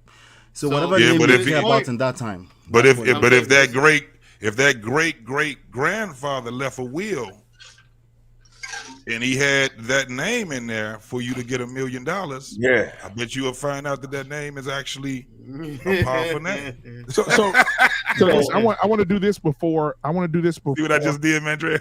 Yeah. I want to do this before we get to the last part of it, because I want to talk about the emasculation in media, and that's going to be a big conversation. Oh my gosh! But Kevin, I want to ask you. I want to ask you a question real quick. But first, 2 cents uncensored. Gave a $5 super chat. She's also a member of the channel. She said, "Ain't no party like a Black Man Unfiltered network party, because a Black Man Unfiltered network party stay lit. Salute, bro. Just no 2 cents. Rock with ya. I rock with you too. 2 cents. It's good to see you, sweetheart. Good to see you. We rock with you, baby. Thank you. Absolutely. So listen, Kevin, is it okay? Because I know some of the guys on the panel have some questions. Is it okay if they ask you some questions about the community? Absolutely. And it's funny that you mentioned the emasculation of men, especially Black men in the media, because a friend of mine texted me that's watching and said that we need to talk about that. Absolutely. So we're going to do a little moment where they ask you some questions, and then we'll do that, and then after that, we'll go into that. Okay. All right. And I'm gonna bring Information Man up as well, because I know he has a perspective on it as well. But whoever wants to ask him a question first, I know you guys have some questions. Go ahead and ask him those questions. All right. Yeah. Information Man's from California. I know he. Anyway. I had a question. Kevin. First of all, I appreciate your courage for expressing yourself and like disclosing information that a lot of people probably wouldn't disclose. So I figured since you made it public, I just had a question. What exactly is a former transsexual?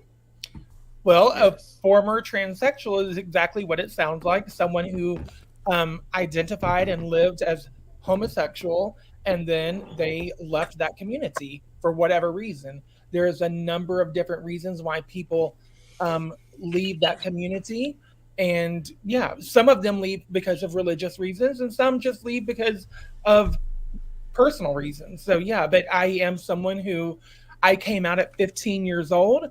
I started dressing as a female at 16, and I started living as a girl about 17, and then I lived as a female until 7 years ago. And I used to do drag shows in Dallas, and every drag venue in Dallas. I also was a professional escort and adult entertainer. So now, because from my understanding, I thought a transsexual actually went through with the surgery actually to. Now, that's called a post-op transsexual. Yeah. There are a lot of pre-ops out there. Pre-ops is before the surgery. Kevin, go ahead. You got it. Mandrell. I don't think you've lived a day in my high heels. So I have not. I have not. I probably am more. Got to just speak on this topic. Yo.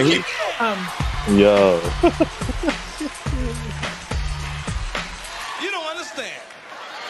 I ain't scared of you, motherfucker. Right on, Kevin. Nah, Right Mandrell on. may have, but he was on. He Right may have on, said he Kevin. was Right on. on, man. But yeah. So there are pre-op, post-op, and non-op transsexuals. Back in my day, we called them transsexuals. We did not use the word transgender. Transgender was an umbrella term to even describe cross-dressers. And so that was kind of derogatory to us. We used the word transsexual because there's only two sexes, male and female. And so I was a pre-op. I took hormones and I took puberty blockers or testosterone blockers. And so, that was to make me look more feminine in appearance. And so, and I was not as heavy as I am now. I was really passable then. But after you live that way for 20 plus years, and then you still realize that no matter how many surgeries you have, how many hormones you take, you still aren't happy. You still haven't found happiness. I realized happiness comes from within, and it doesn't come from a bottle of pills or a surgery. I have a question. So you identify as heterosexual now? I identify as a human that I identify as a man of God, and you know what? Like, if I fall in love with a woman and I get married, then good. But do I still have same-sex attractions? Yeah. Do I act on them? No. Okay, so being with your transition to you being a human, right? Do you feel like with the media do you feel as though there is some type of agenda to emasculate in particular Black men, but we can just say men in general, from the media? Do you think that's a real thing? I do. I really do. I think that there is an agenda to emasculate all men. And, if you notice, go on. Hold on just a second. Hold that thought, because that's what we're going to talk about next, okay? We're going to talk about the media and emasculation, because I definitely want to be in on that one. So y'all go ahead and finish up. My bad. Go ahead. I want to wait on that one. That's going to be the last thing we talk about, but go ahead. I've got a question. Yeah. I have a question. You talked about how the community back in the days considered the term transgender derogatory, right? Is there a particular formula to knowing what is derogatory or not? Because these days it seems like we're losing track of what's derogatory and what is not. Is there a particular formula? No. Nowadays, everybody's so sensitive and everything is derogatory because everybody gets offended by everything. So quite frankly, I don't care if I offend someone. If I offend you, oh well, you are the only one that's in control of your feelings, not me. So, you know what, Kevin, I have a question for you, and I've been wondering for years for a lot of the cases that I've investigated. A lot of women and a lot of men revert back to same-sex relationships, feeling that either they had a bad encounter, a man had a bad encounter with a woman, and a woman had a bad encounter with a man. But those relationships, same-sex relationships, are extremely volatile, where they seem to be at least more violent than the heterosexual counterparts. Why do they stay in that relationship, but why do they not put out there that same-sex relationship is more violent than the heterosexual ones? It doesn't change your attraction, but it gives you a perspective on, what's actually going on in the community. Do they not verbalize it to not put a dark shadow over the community, or being shunned because of what's going on within the community? Or what's actually going on with that? Like, what do you mean? Abusive relationships? Correct. Because I know I deal with a lot of cases where a lot of women choose to be in lesbian relationships because of past experience with a man, but yet the relationship they are in with a woman is way more violent, way more volatile than it was with the men. And the same thing with men on men. Violent, it's like escalated to the point where, why?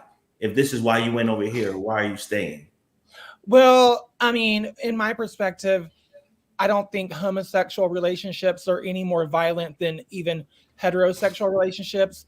I I just haven't seen that.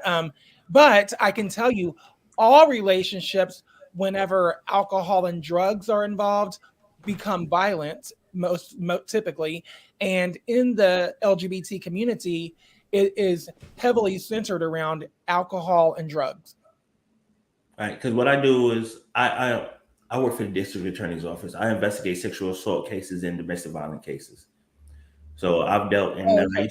used to be a robbery detective. So I've dealt with the LGBTQ community for the past 11 years in reference to cases that I investigated. And I'm not putting them in a box to saying that it's just this community, because I deal with a lot of heterosexual violence as well.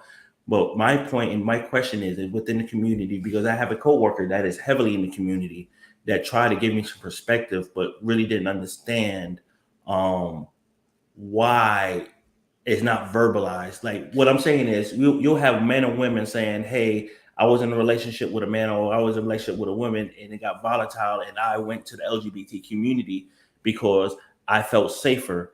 But yet there are things that are being done to them that weren't done to them in their heterosexual relationships, whereas the amount of violence has escalated to the point where it's like it's worse, but they're not verbalizing how bad it is now that they're in the LGBT community being abused by a same-sex partner the way they was in a heterosexual partner. Is it because they're afraid to not be able to belong to any group if they verbalize it, or being denigrated by the LGBT community for saying that, hey, it's worse here than it was when I was heterosexual? Well, look, anytime you go against the LGBT, when I was in the LGBT community, I had a slew of friends. I had basically an entourage everywhere I went.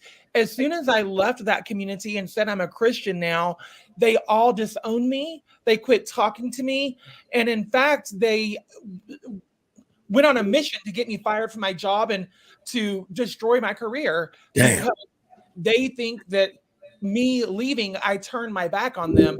But I didn't. Just because I don't agree with their lifestyle doesn't mean that I don't love them and I can't be friends with them. I can be friends with anybody.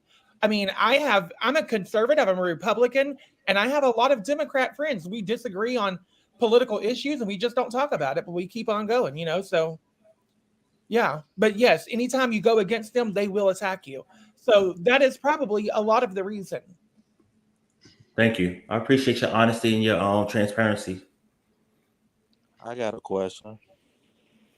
Nice to have you on the show, Kevin. And I want to know, like, what was your first thought? Like, what made you think, like, you know what, I can't really live this lifestyle no more? Was it because it was something that you really want to do, or was you, like you said, like, did you want more people to accept you, or what was the first, like, what made you thought about that? Well, I was extremely accepted, and I had a lot of friends. I had my family accepted me. So it was nothing like that. In fact, no one encouraged me to go to church or to read the Bible or anything, actually. But it was just a series of circumstances that happened in my life. About 7 friends in 1 year died. Some died from suicide, drug overdoses, and HIV. And when you lose 7 friends in 1 year, and most of them are also transsexual, you start thinking, well, am I next? So I picked up everything and I just moved to Florida. And I was not looking to change my life. I was trying to get out of Dallas, and because I thought Dallas was just a toxic place. And then I moved to Florida, and whenever I got there, I got a club and a job in a gay nightclub, and it was actually a strip club.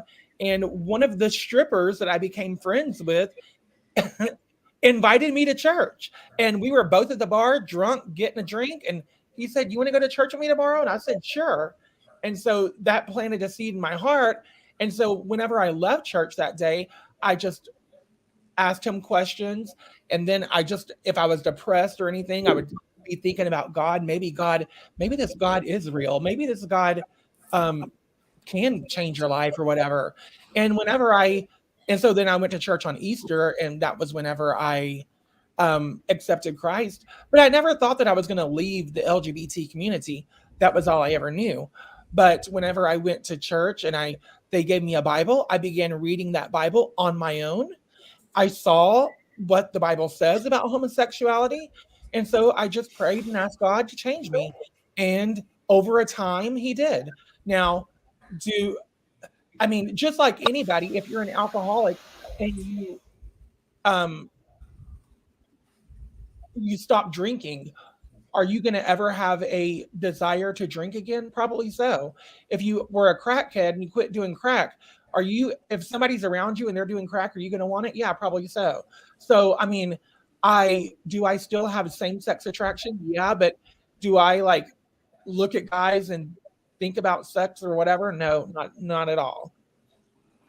So I can see that. Being that we could pretty much say you made a conversion, right? So it's just pinpointing your religious conversion. There's always been a notion, well, not just a notion, but there's always been, it's always been said that and pushed that you can be born gay. What's your views on that now, as far as, especially with your religious mindset and where you're at now psychologically? How do you feel about that? Do you still feel like homosexuals are born gay? No, I used to have that perspective. And forever I had that perspective because from my first thoughts as a child, I thought about men. So, but I know now that homosexuals are not born gay, but homosexuals also don't choose to be gay. That is a myth. What I think homosexuality is the manifestation of neglect and abuse in a child's life. And I don't mean abuse like you're getting beat. I mean emotional neglect. For example, if a little boy's father is not present in their life and their mother is overly nurturing to their child, that child may grow up to be attracted or to desire attention from another man because it's just their innate desire that they were born with. But in fact, there's been a study done by Dr. Paul Solons who says that he did a study on if you can be born with a homosexual gene. And his conclusion afterwards, after he did the study, was no, you cannot. So yeah, it's a science, right. It's a proven scientific fact now. Yeah. The thing is, how can you say it's a proven scientific? Hold on. Okay, I know. I read that study, and you're right. The thing is, there is no gay gene, and that's what the study was about, Mr. Bennett. Was there something in the human genome that causes you to be attracted to the same sex? And his findings were no. But there was a study. A fairly recent one. The results came out just before the pandemic hit. They studied over 7 years. They had 50,000 people involved, more than 50,000 people involved. And they were studying attraction and sexuality to find out, was being gay a choice or not? And if so, what made a person choose to be gay, or what made them attracted to the same sex and what didn't? Thousands and thousands of people involved in the sample size, 7 years of research and everything. And you know what the findings were, Mr. Bennett? No, go ahead. It's complicated. Yeah. The findings, which tells us this: what makes you gay, or homosexual or heterosexual, is your attraction to either the same sex or the opposite sex. Your attraction to it. And attraction is on a spectrum. That's why you have bisexuals, homosexuals, and heterosexuals. It's a spectrum.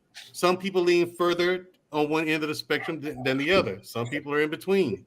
You know what I mean? Some people are somewhere along it. And you have asexuals, people who are not attracted to people sexually at all.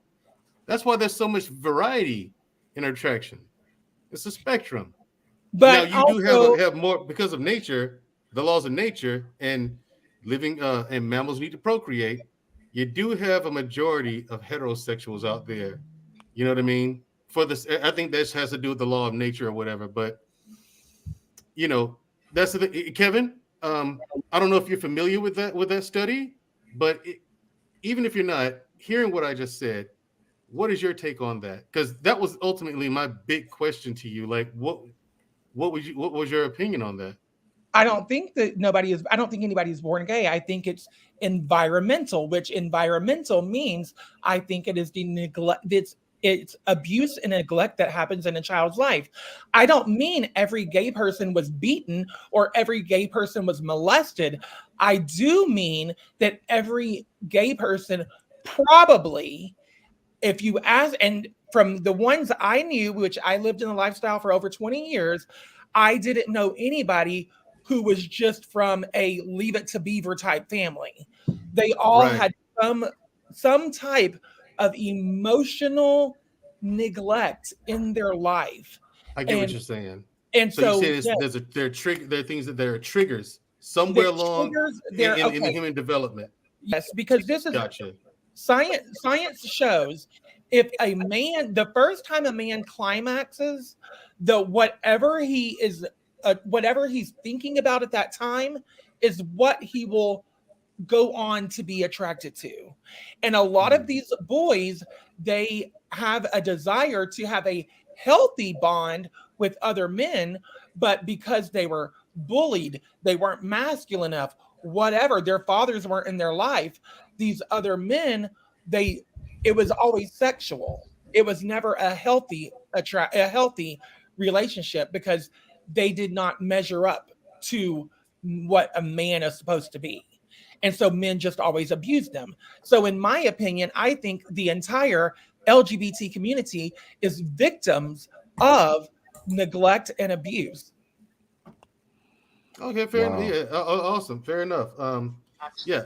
Anybody else got any questions for Kevin? Yeah, Kevin. I didn't know if you were familiar with that study. To my knowledge, that's the one I mentioned was the most recent one. The one that was huge and took 7 years of research, and I found it fascinating.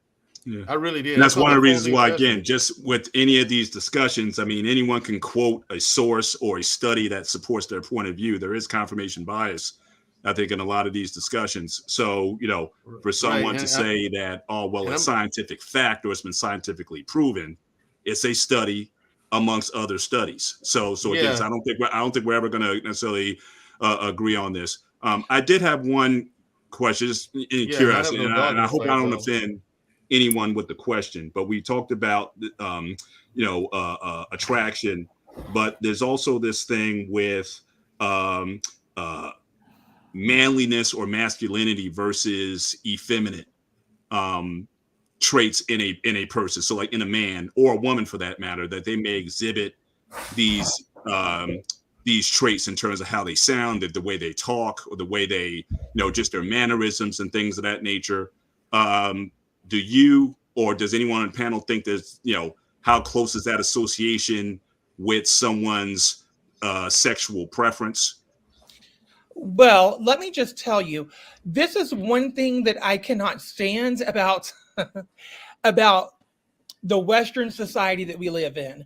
In America, if, for example, two men kiss each other on the cheek, they're considered gay. If you don't scratch your nuts and watch football on Sunday, then you're gay. If you aren't into hunting and fishing or all this other crap, then you're considered gay. But men, it is possible to be a feminine man and heterosexual. Homosexuality is, there are gay men who are more masculine than anyone on this panel. So yes, you can be feminine and not be gay. Femininity does not equate homosexuality, and femininity does not equate transsexuality. A lot of men are sensitive men who are into the arts, ballet, playing the piano, these kind of things. Does that make them gay? No, that makes them artistic, sensitive men. So but I wasn't really even referring to those. I'm talking about. You just asked me if I thought that a person's femininity played into their sexuality, and I'm telling you, it does not. Get feminine does not mean you're gay, and being masculine does not mean you're straight. If you go to the gay community, go to the Eagle, which is a leather daddy club. Those dudes are all hairy and fat and wearing leather and stuff. They are not feminine. Trust me, I've been to I live in Atlanta, so we enough there right there. Enough there. We call them homophobic. Yeah, I wouldn't really say that out loud, Dre. Hey, look. Anyway, so I'm learning a lot about Dre tonight, y'all. Right? Because they're you're already a cup, Dre. Don't add to it. They sag. They hang out with their homeboys. You know what I'm saying? And when we used to when I worked narcotics, Vice used to sit down there and arrest these dudes. You know, and I'm like, you Vice, were they trying to pick up prostitutes? Like, nah, they were trying to pick up other men. You would never know. You know what I'm saying? Well, I just want to say something about Vice. And real quick before you do, 2 Cents Uncensored said a $5 super chat. She said, "This is how you send a super chat. This is how you get your answers, Kevin. What's your what?" She said, "Kevin, I'm sorry, Kevin. What's your view on legalizing children changing their gender medically?" Well, I have a organization called Culture Warriors of America, and that organization was founded on this whole question right here. I think that it is child abuse for children to transition to either gender when they're children. A child cannot even, a kid cannot get a tattoo. They cannot drive a car. They cannot buy alcohol, smoke cigarettes, anything else. They cannot do anything until they're 18. But you're going to tell me that a kid knows what gender they want to be and they should take medication that's going to be life-altering for the rest of their life? Absolutely not. It's child abuse and it needs to be banned. And that is why I am into politics. That is why I meet and I lobby legislators to get this bill passed. It has got to be banned because it is nothing more than legal child abuse. Also, these kids, if you can't pick out, these kids don't even know what they want to eat for breakfast, let alone. All right. Ooh. Whoa, hey, somebody, hey, don't cut him, Kevin, out, man. Kevin, and turn back to where you need to. And he's trying to, hey, listen, thank you, 2 Cents. He'll be back in a minute. We got Tia said, I hope I'm pronouncing it right, Tia or Taya, $5 super chat. Thank you for that. All right, this is for you fellas, because they said we don't never do this now. That she said, I appreciate Kevin being on the panel to share his perspective and the panel creating a space for him to be open about his experience. Right? And so thank you so much for that $5 super chat. All right, we're gonna take a quick break with I'm gonna give you a clip, and then when we come back, we're gonna go into the last part of our conversation talking about emasculation in media. I'm so glad to have Information Man in the building tonight. So good to have him here. So good to have him. Get everybody back up here. There we go. There we go. And so here we go. So I will go ahead and play this, and then we'll be right back. Everybody get you a drink of water. I'm back in my bag, yo. Conscious. ISO. Down back in my bag and I ain't gotta brag, I do this shit for real. When we was down and we had nothing, we had to share a meal. We put the shit in overdrive with no steering wheel. Shorty throw that thing back in a pair of heels. Yeah, and she be riding on that thing like a Ferris wheel. Yeah, I love them dark skin, brown skin, caramel. You know I had to bring it to the hood like she Karen Civil when she keep on turning head. Cause when she walk that thing, jiggle, jiggle. And we going back to back on them like we Huey and we Riley. This that back in my back flow, we back again so highly. This that back in my back flow, we back to change the climate. This that back in my back flow, we bring the force like Tommy. Back in my back flow. Back in my, yeah, back in my bag, yeah.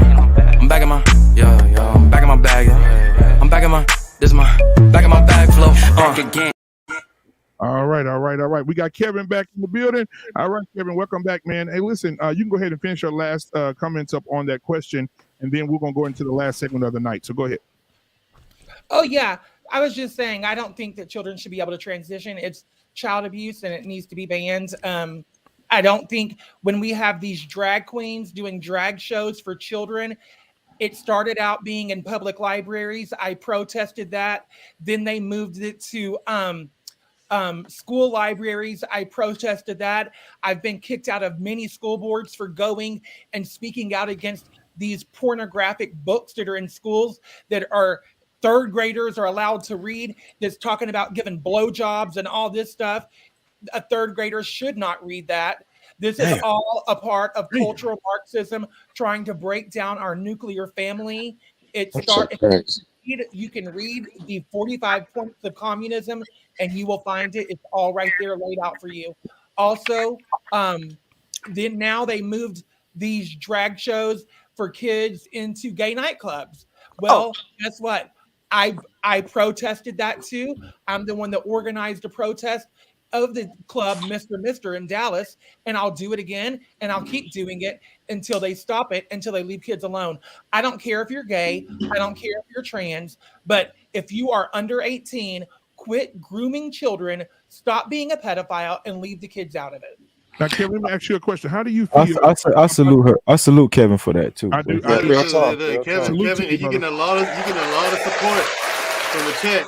My God, yeah. The chat might have said something. You're getting a lot of support from the chat. And Kevin, let me say this. Then we're gonna go into the last segment of the night. How do you feel about when you've been in this community, you've been in the LGBTQ community before, and now that you're no longer a part of that community, how do you feel about people coming against you because you left them and protested against them? Well, actually, whenever I organized a protest at Mr., the gay nightclub in Dallas that had a drag show for kids, who had decorations on their wall that said it's not going to lick itself. The drag queen that was performing, Nicole O'Hara Monroe, used to be one of my very good friends, and he is a black dude from New Orleans, and he could cook. I mean, his cooking was the bomb, and we used to eat every Sunday. We would eat together, and he would cook for a bunch of us people in the community, and we would all get together and have fun and eat and drink and whatever. But he was performing for kids. Leave the kids alone. I don't care if you're my best friend. If you're trying to harm children or groom children, I'm going to come for you, and I'm not going to stop, because leave the kids alone. I got a question. I do have a question. I got some things I need to say. You got a question information, man? Yeah, I got a lot of things I need to say. I'm a professional here. You're talking to someone who's got years of experience in mental health. And I wanted to ask Kevin, at one point in time, in the DSM-4, 5, 6, wherever it's at right now, they tried to label, or at one point in time, they labeled homosexuality as a mental illness. That's the genesis of it. They seen it as a pathology.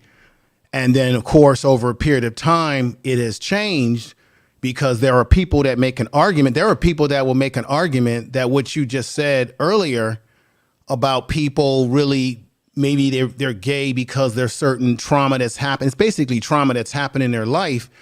There are people in the gay community that would say that what you're doing, and I'm not saying you're doing this, but there are people that would say that what you're doing is a detriment, that you're putting them right back into those days where they labeled homosexuality as a mental illness, as some type of pathology, right? And so I want to know, how do you feel about that? I'm sure you've gotten a lot of pushback from those in the LGBTQ community. What is your thoughts about that? Well, I definitely think gender dysphoria is a mental illness, and with any mental illness, you go and you get therapy for it. I do think that. Do I think homosexuality is a mental illness? Well, it stems from trauma in my beliefs. So I guess so. Yeah. Okay. Cause where I work at, I deal with guys in the prison system in California. You name it, I deal with it. I see it. We have guys in the prison system who will change their sexuality as a way to get favor in the prison system, meaning to get special housing. They'll use it up to the yin yang. And then next thing you know, they change and decide they want to go back to being a man. There's certain privileges that they get from changing their sexuality, just like the situation that happened where you had a transgender individual who impregnated women in an institution. I see this thing. I've seen this for years. I've got over 25 years working in my field and about 20 years working in the prison system. I've dealt with all kind of gangbangers, I've seen it all. And I see how guys change themselves. Next thing you know, they're like a chameleon. They go from one thing to another. So there are people who will take on this type of gender identity as a survival mechanism, especially in prison. And then there are some who have the gender euphoria, as you just mentioned before. I wanted to say to you too, because I think someone asked you a question about the level of violence. I looked at the statistics, and it is very clear that there is high level of violence, particularly amongst the lesbian community. And there's high levels of violence in their domestic relationships. I think the last time it was rated, it was about 5% of those in the gay community, particularly amongst the transgender. Only 5% of them tend to report their abuse of their partners. So it's just a slightly, it's not to demonize that community, but it is slightly higher than what incidents that you see within the heterosexual community. There's tons of studies and numbers. I can spill them numbers out to you. Of course, we know the statistics can fit whatever narrative that people want them to fit, but I've heard this for years. I lived in San Francisco. I grew up in San Francisco for many years, so I was no stranger to the gay community. My mom had gay friends. I knew people that were gay. And I can say for a fact, based on the conversations that I heard and people that I knew, that it was always the agenda to get heterosexual people to accept the gay lifestyle as normal as we accept the heterosexual lifestyle. That has always been the agenda. I'm talking about going all the way back to the early 80s, 70s, into the 80s, and what have you. So I saw some of the transition of this living in San Francisco, which is a haven or a capital, as you would say, of the gay community, a place where it was accepted, the lifestyle was accepted. They have their own community, and they were well respected a lot of them took leadership on San Francisco boards and all that sort of stuff. And I saw as a black man growing up that a lot of what gay men, particularly white gay men, wanted, they got. The black community got secondary. We got pushed away. Their agendas got pushed ahead of our agenda when we were dealing with stuff. Willie Brown was mayor of San Francisco. He wanted to do something for Bayview Hunters Point, which was a poor black community. And they shunned him and said, no, you're not going to do that, because you had those in the white male gays who were very racist. That's another area that we tend to get away from, is that you have a lot of racism towards gay black people within the LGBT community. Remember Michael Sam, who got drafted by the Rams? He said that he never felt as much prejudice and racism or pushback as he did from his own gay community in comparison to the black community, because one of the stereotypes is that black people are homophobic, that we hate gay people, when many of us have gay people in our communities that we've grown up with. I've had people that I knew was gay. I didn't bash them or what have you. I didn't agree with the lifestyle. And so these are narratives that are painted. And I noticed that, and what bothers me is that a lot of times the LGBT community run by white males, they use black people as the mascots of the lifestyle. So they push out the black transgender. They push them out and say, you be the mascots, hold the flag and hold it up. And when I see this constantly, another issue I want to bring up to everybody's attention, this is very important. My man Q Butter talked about this, and I did some research. There's serious issues going on in New York. New York has spent about $200,000 on funding drag queen shows in the New York school district, or in New York, in their school districts. They are paying for it by taxpayers' dollars. And guess what? A lot of times they're performing these shows without parents' consent.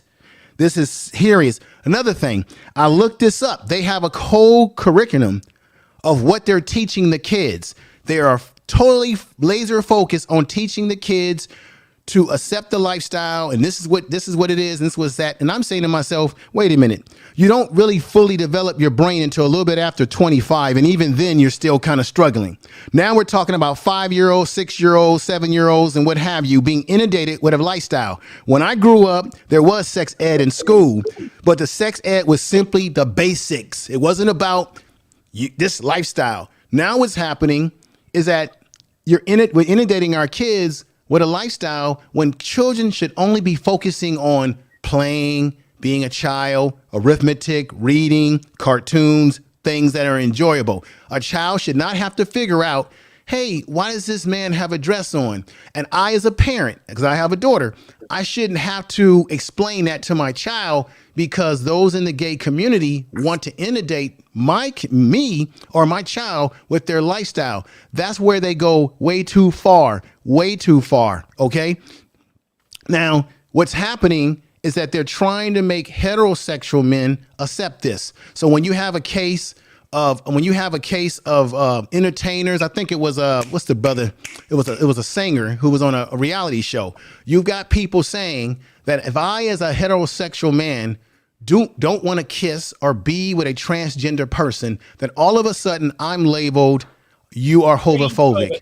But check this out, and I'll land my plane soon. That was Genuine. But the thing is that Genuine, he didn't want to, because he likes biological women. That's his right. The thing that kills me about this, everybody, is that if I'm not mistaken, part of the LGBTQ community and the flag with the rainbows is to represent everyone. Let everyone be free to be who they are in their sexuality and their lifestyle, whatever. Don't hold anybody's lifestyle back. Well, if I'm a heterosexual man, then in the LGBTQ community wants to come down on me and say you're homophobic because you don't have a desire to accept transgender women, or you don't want to be with them because that's not what you're attracted to, they will say I'm homophobic. But wait a minute.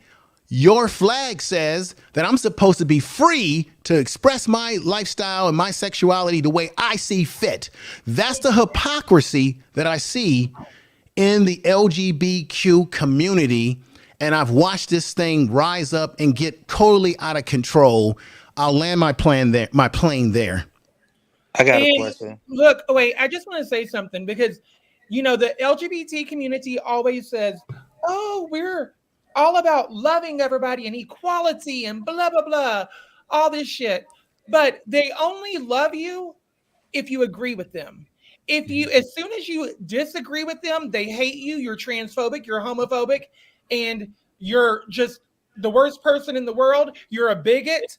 Oh my gosh, I've become a bigot and everything. I mean, and as far as racism, yes, look, in the gay community, I saw so much racism. All of my drag family, my gay family was black, and they did not get as many opportunities for shows and stuff, etc. Nowadays, it's like they have to, or else they'll be seen as a bigot. So it's so bad anymore. They treat black gay people the way they treat blacks in Brazil. They only want to see black people come out in Brazil and the women to shake their butts and put on a entertain. Same thing in the gay community. They love when black gay people come out and snap their fingers and do the shashaying and all that kind of stuff. They love it, and that's part of the problem. And then it's like a mockery, right? And then going into what the next topic is going to be, we know that brothers on this panel know that it's been a long, outstanding history of the demasculation of black men. It goes back into cinema. Do you know that one of the first times you saw a black man being sexual or romantic with a black woman on cinema was when you, believe it or not, the Superfly movie, when Ron O'Neal was in the bathtub and he had that scene in the bathtub. You did not see black men's sexuality, masculine sexuality with a woman on the screen. They've never liked that with us, okay? They never have liked that with us. They've always tried to say, let's see how we can destroy this. And it went all the way back to the slave plantation with buck breaking. Oh, yes, this is a fact. Yeah, yeah. I'll stop there. Let me say this. So that's a great transitioning moment right there. So let's go ahead and transition into the big part of the conversation tonight: the emasculation of Black men in media, in TV. And when you were just talking about the information, man, that rang true because we were already about to talk about it, right? So it's just coming together. Now we do have shows on TV. I'll name 2, but I know you guys probably know more. We got TV shows like The Chi, right? And we got a man running that used to be a thug, but now he don't want to be a thug no more. He wants to run for city office. He want to run for office, but now he's attracted to trans men that are trans men that are becoming women. That's what he's attracted to. Then they wrote the transgender woman off, and then they put him with a straight woman, right? A real woman, and then after about 2 or 3 episodes, they wrote back in another transgender woman for him to be with. Now that's The Chi. That's that show. However, they do have a show called, and I know everybody on the panel has heard of it, probably don't watch it as much, but P-Valley. P-Valley has really P-Valley. Ooh, they are so flagrant.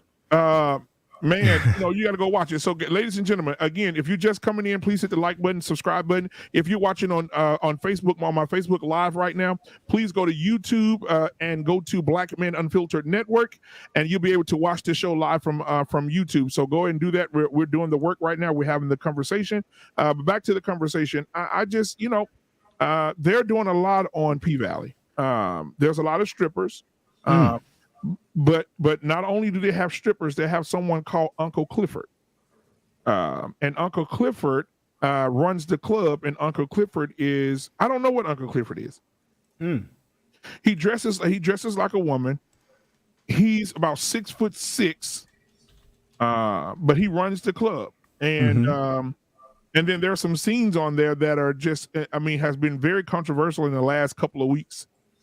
People are really a lot of men have been outraged about the scenes because they're there to see them, Mississippi. They're there. There's a stripper called Mississippi. There's a stripper called Mercedes, and quicker letter. Yeah, you know what I'm saying. And so the men go to see that, and then the scenes were so graphic on the sex scene between the 2 men. It was so graphic that people went crazy. And so what do you guys think about the Martin Lawrence in dresses, Tyler Perry, all these different people that put on the dresses or to do what to do? How do you see it as because Kevin, I'm gonna let you speak on this first. How do you feel about the emasculation of Black men in media? Because again, let me say this again, a guy at my job, they call him that I've worked with before that said, there's 2 things that's being depicted about Black men right now. And he said those 2 things are you guys are weak and gay, or you're thugs and gay. He said he said turn on your TV right now and tell me one positive man you see that's a heterosexual man that's married and has children and doing the family life. So I'll let you go, Kevin, and then everybody else can jump in after that. Well, I will say that I guess on reality TV there are heterosexual men that are with women and things like that. But as far as like movies, real movies, I think Dre is snoring. He is. Yeah, But I think he fell asleep. He's been working hard, dog. We got him. But as far as in the movies, yeah. Hey, but you know what? You know what? He is my boy. We gonna clip his ass. Watch this. Hell yeah. We got to. There you go. My goodness.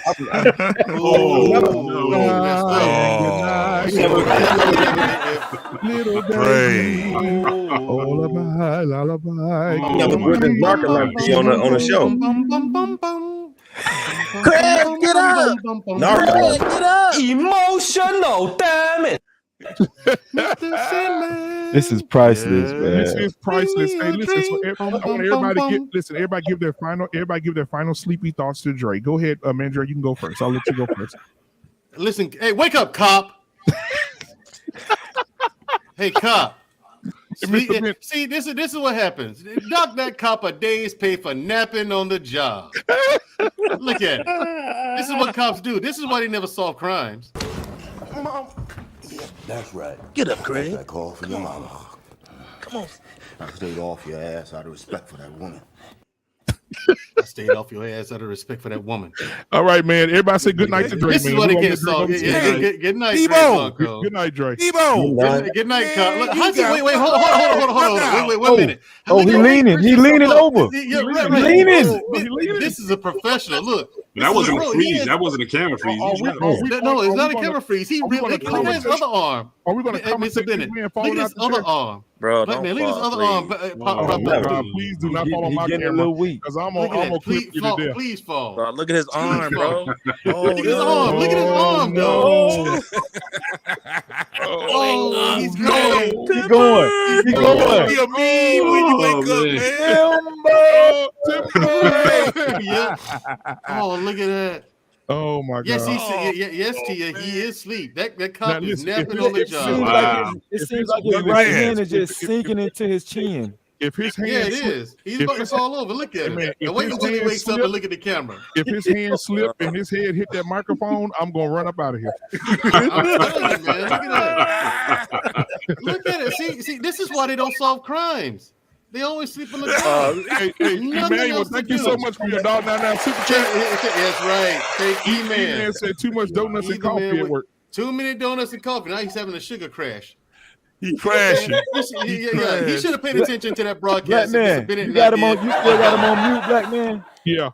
Yeah, see, Mr. Bennett, this is why he should have paid attention to our broadcast. Everybody mute real quick. Everybody mute real quick. Let's see if we see him snore. Let's see. Everybody mute. Everybody mute.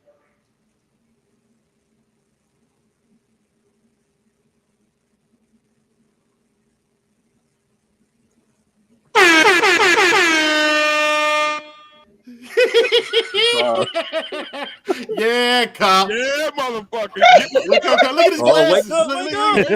Look at his glasses. His glasses are off. Look. Hey, he's that's going when you right know. back to sleep.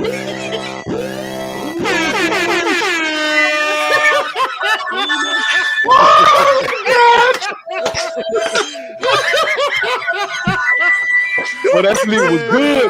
That sleep was good. Oh my God. He was good as that did. Look. Classic. He was good. Don't tell you on the phone. You went on the phone. You went on the phone. Got on the phone. No, we caught you napping on the job. We caught you. Wow. We saw that. Yeah. Oh my gosh. He has no idea how long we've been watching him.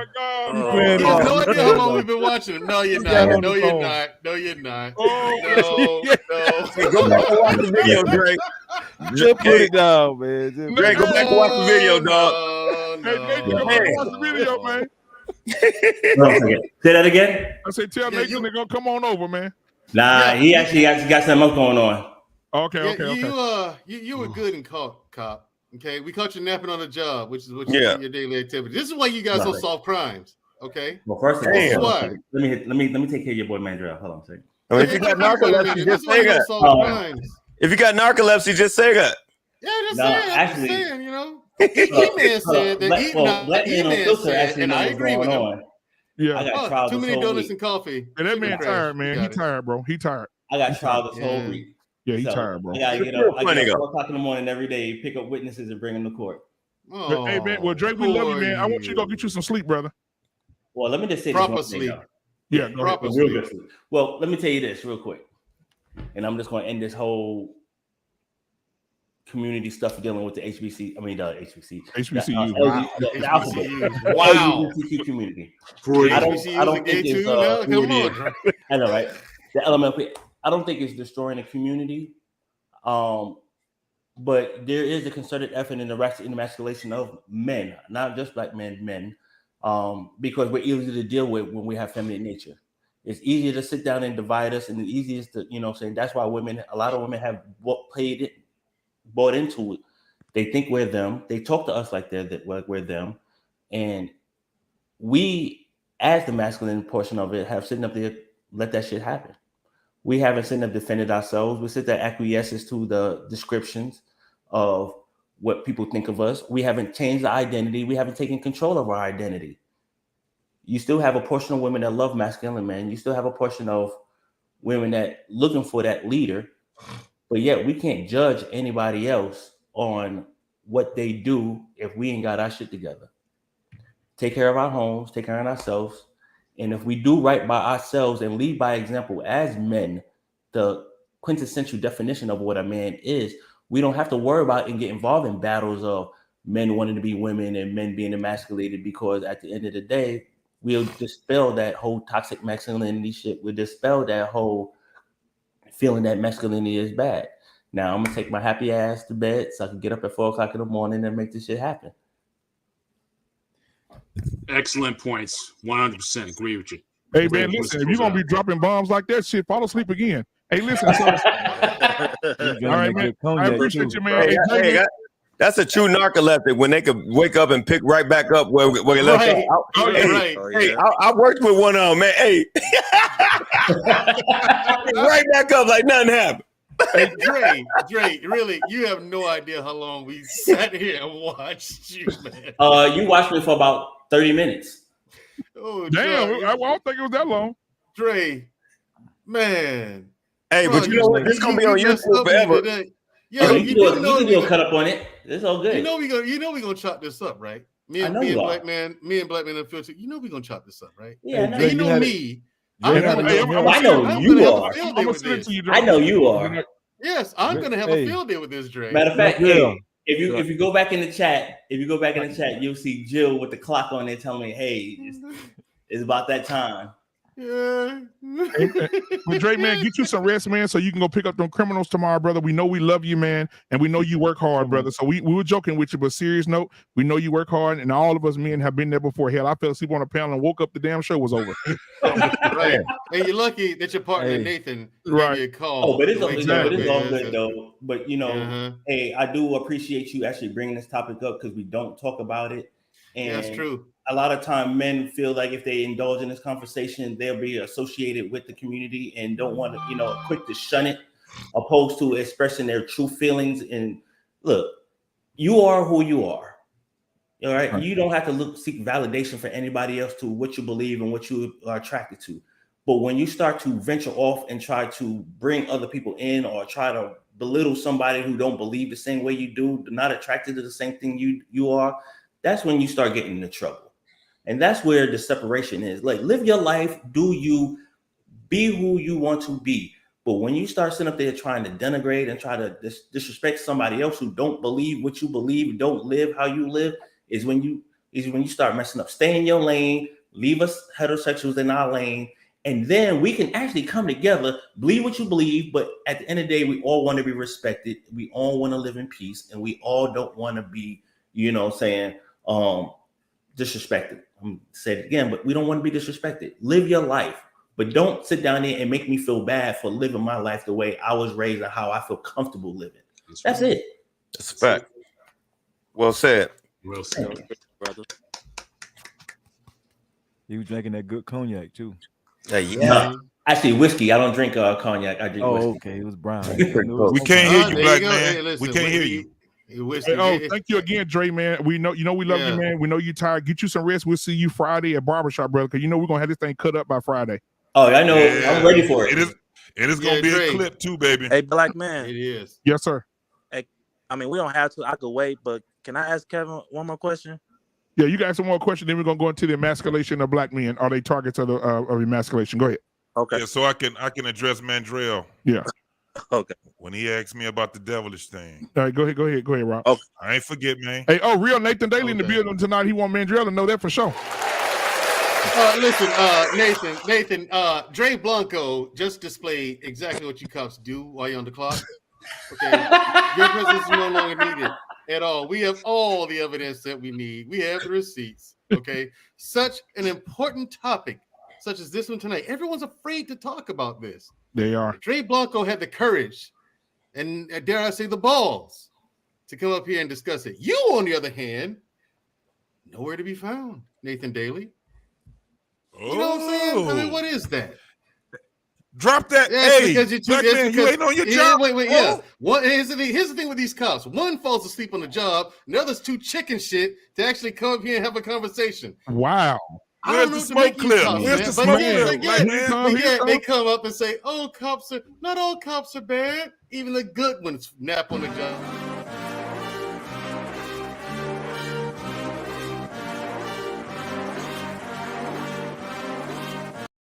Right. Even the good ones are either napping on the job or afraid of confrontation. All right. So Rob got one more question for Kevin, and we're gonna get into the last segment of the night, so we can get you guys to be here for work tomorrow. All right, Go ahead, Dre, Rob. man. What's your question? It's all love, Dre. You know, it's all love, Dre. I just want to Go ahead. piggyback what Kevin said about the activities with children with the drag queen shows. You said public schools, public libraries, and they even have them at Libraries. libraries, whatever. Libraries. And you say you I have thought you a youngsters gay supposed to be club, smart. bro. All right, I'm gonna remember that, but I'm gonna come back to that. But Go ahead. what I'm trying to say is what I'm trying to say is that how much of the blame we should be blaming these parents, because I'm gonna keep it real. We could blame society and this and that, but at the end of the day, I think we really should be looking at these parents, and we should be calling out these parents. And have you ever had a conversation with these parents about these issues? Yeah, I mean, look, hey, I don't blame the drag queens really, because most of these drag queens, if they're getting a check, they gonna be there. They don't care what the show is, where it's at, what it's doing. If they getting a check, they're gonna be there because this is how they pay their bills and this is their job. Now, but who I blame is these venues that even says that they will open their venue to have a drag show for children. And also the parents. These parents, yes, I've had a conversation with them, and you can't even talk to them. They are so woke and they are so politically correct that whatever you say, you're a bigot, you're a transphobe, and you're homophobe if you don't agree with them.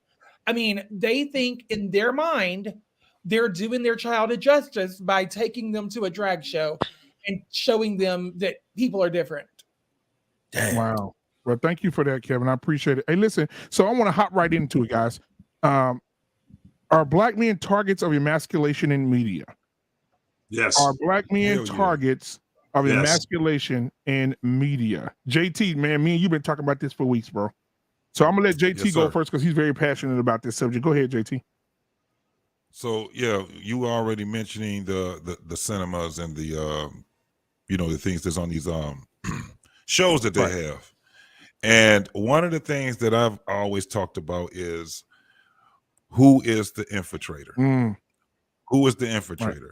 Right? So for instance, let's talk about this whole thing with the two shows, The Chi and P-Valley. The Chi, it tries to give just a perspective, right? However, it's kind of like they're still infiltrating the minds of the people that's watching it. With P-Valley, they're just flagrant, very, very flagrant. And the only thing you see in us, in that black community, is horrible women, horrible men, whether they're gay or not.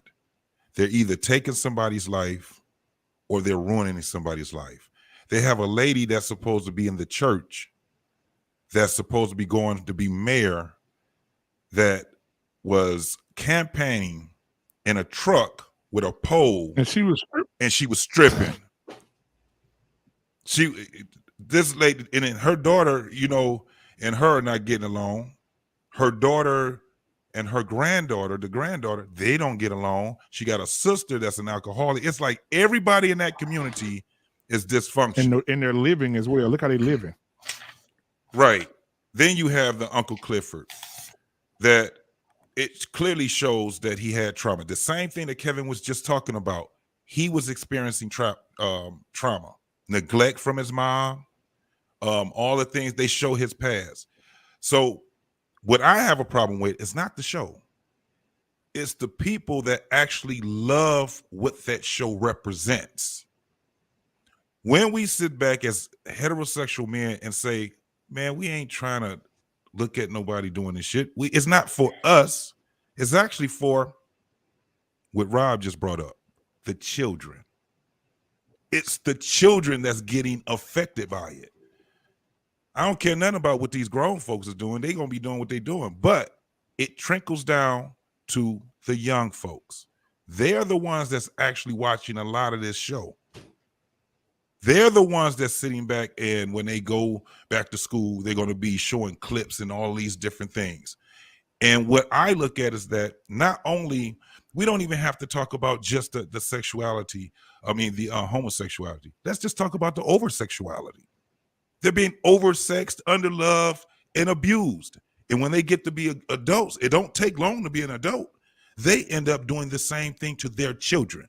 They neglect them. They put them in spots, because one of the things I see that's really affecting us is that we do have a single mother household. And I'm telling you right now, you start talking to a lot of these women, they're going to start revealing mama boyfriend been molesting them and touching them. Uncles and all these different people have been touching and molesting them. They would tell their mom, and guess what they have? A problem with their mom. She's either kicking them out, she's not believing them, all these different things while she's having boyfriends. Now we have to deal with these young women that end up being in relationship with men. Guess what they end up not liking? Men. But they're procreating with men that they don't like. Right. And if you start seeing how this goes, they end up having a child. Before they bring the child to term, they're not even with that man anymore. Then they will mess around and say, well, because I'm screwed up with this man and I've messed up in all these other relationships, what do they end up doing? They start calling themselves homosexuals. Now you got 2 women living together with 4, 5 children, 2 and 3 apiece. You don't see a man in sight. Now you see a 12-year-old skipping and dipping all in the damn house. And now he doesn't want to be a man now because he see all these women that's in here. Plus they're watching all these other programs. It's not really the programs themselves. It's not the music themselves. It's the allowance for this to be out here so it can affect them. We ain't talking about affecting adults. It was already some other stuff that affected them. But it's kind of like a cancer that we're just transmitting down to our children. And this is why I have a problem with what they have. When you have a Kevin Witt that sits back and say, you know what, I'm going to start attacking these folks. Yes, I was trans, gay, or whatever, but I see the cancer that's in this community. And when he pulls it, he calls it out in his own community. What happens? Because he didn't agree with them, now he's homophobic. Now he's, everything that they want him to be. This is where we have the biggest problem. It still comes down with the bottom line is that it affects children, and then they end up being adults that's really screwed up. And you have to have, and we don't have enough mental facilities to facilitate the messed up mind of these adults. We don't have them. I'm gonna leave it at that and let the rest of the information. We want to welcome Tez from the 5100, the one half of the 5100 in the building tonight. Information, man. I'm gonna save you for a little bit because I know you're gonna cook this thing until it's right enough to eat with cornbread. So, Tez, how you doing tonight, man? What is your perspective on what you've heard so far, and how do you feel about men being targets of emasculation in the media? Man, what's going on, y'all? How everybody doing in the panel, man? How y'all doing? Shout out to Black Man, everybody that's here. But man, I really wanted to talk about this. Of course, it is something that's being pushed to the kids. It's also emasculation of black men as well, and we see it all the time. But I kind of wanted to come on the sense as well as there's a lot of men that do this for money. It's a lot of men. We see the Kikis and the guys that's going big on TikTok and stuff for dressing like women, having makeup, having on wigs and all that other stuff. And that's something that don't nobody else talk about. Because regardless if they acting or not, like you said, you use your Martins, your Wesley Snipes and all that other stuff. Like you said, a child would see that as, oh, I could do that as well. And It starts this revolving door of ideas that, like you said, a child don't really understand it. And man, I make stuff personal to me all the time because I got a little boy. You know what I'm saying? My boy 1. So me being his father, I knew how I grew up. You know, I grew up Christian in a nuclear family, and you know, y'all, I've been watching the whole show. I seen y'all bring up religion, and religion was laughed at, and that's fine. But I believe what I believe, and people can believe whatever they want to. But I just keep it to me personally. I know what I had examples in my life of what that life can turn into. And not to say that it's a bad story for, you know, homosexual men or women. I'm just saying I done seen people that was in my family that had to go through that struggle. And whether they chose it or not, I believe it's a choice. But whatever you believe, I know that's a much harder struggle to go through. So as far as this being pushed to the kids, bro, I think it's sick. I think it's something that more men need to call out, and we don't need to tiptoe around. That's one of the things that I hate about our community, which is we have been told that if we speak out against things, that we are misogynistic, we bigots. Forget that. I don't care what you label me as. If I think something wrong, I live in the United States of America where I can say, I believe this is wrong. As long as I'm not stomping on your rights, or as long as I'm not disrespecting you as a human being, what's the problem? And I can't be a part of this go along to get along game, because I'm the type of guy where I'm going to say how I feel about it, and that is what it is, just like you got the right to say the same thing. So I think, honestly, man, we just got to go back to being men and speaking up against this stuff, because if we don't, if we tiptoe around it, we let it spread. So how far we let it spread before we say no? I'm just the type of guy that's willing to say no, regardless of the backlash. That's just how I look at it. Yep, exactly. And so I definitely want to get Charles, man. Charles, go ahead and cook, brother. I mean, how do you feel about you know, black men being targeted? Like, especially like Tyler Perry became a billionaire off of wearing a dress. True, bruh. I mean, so I'll let you talk. And I know Mr. Bennett gonna cook some good food too. But go ahead, Charles. All right. Well, personally, I think it's obvious that black men are being targeted in the way of being emasculated in the media. But I also think it's black boys as well. Why? Because our seed is potent. But now, before I dive any further, I'd like to go into why that is. Essentially, my perspective, I believe that it's all about population control. Black folks have been targeted economically. Black folks have been targeted via the school to prison pipeline. Black folks, and even in the latest news with this Roe versus Wade reversal, I had a perspective that I haven't heard anyone else talk about, but because I was debating someone who was talking about how, white people want to be able to procreate and this and that. Listen, we're all going to procreate the same on the same level. This is my perspective. People going to be fucking at the same time. Nothing's going to change in that regard. But here's what happens, right? America knows that we're on the lower totem pole of economics. So if we're forced to keep our babies, which means we're forced to bring more mouths to the table that we already don't have enough food for at the table, then what does that do to us? That pushes us into deeper economic straits. And so now with this promotion of homosexuality, what that does is it not only attacks. So listen, when you are at war, let's think about the military. The military has the Marines, the Air Force, the Army, with the Special Forces, right? So when they have a target, they target it from all different angles. Oh, I'm gonna get you. I think the homosexuality thing is just another form to attack the population control, because now what happens is if we could promote men fucking men and women fucking women, then of course, we can cut down on the number of babies that are being born. Right now, I look at this thing. If you're having a fight, right? The main two things you want to do when you're having a fight is you want to punch the head and you want to sweep the feet.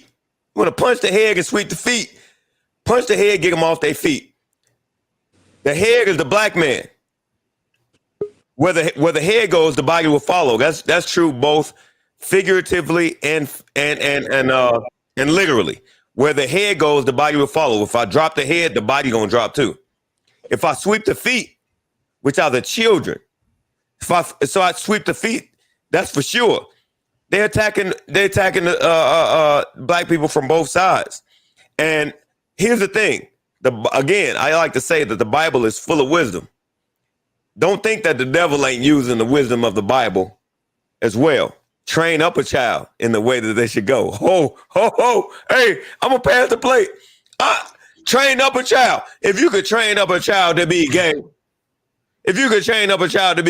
when they get older, they will never depart. Because now what they're doing is they're normalizing it. Right? Yep. All I want to say is this, and I'll yield the floor because y'all see where I'm going.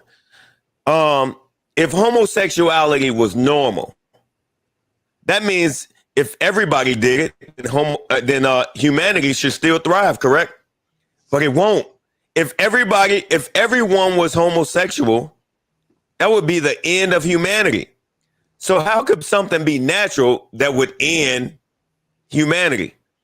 That's my position on it. So now I think this push in the media is to normalize homosexuality in children because it's kind of like a wing of the military attacking an enemy and the target is population.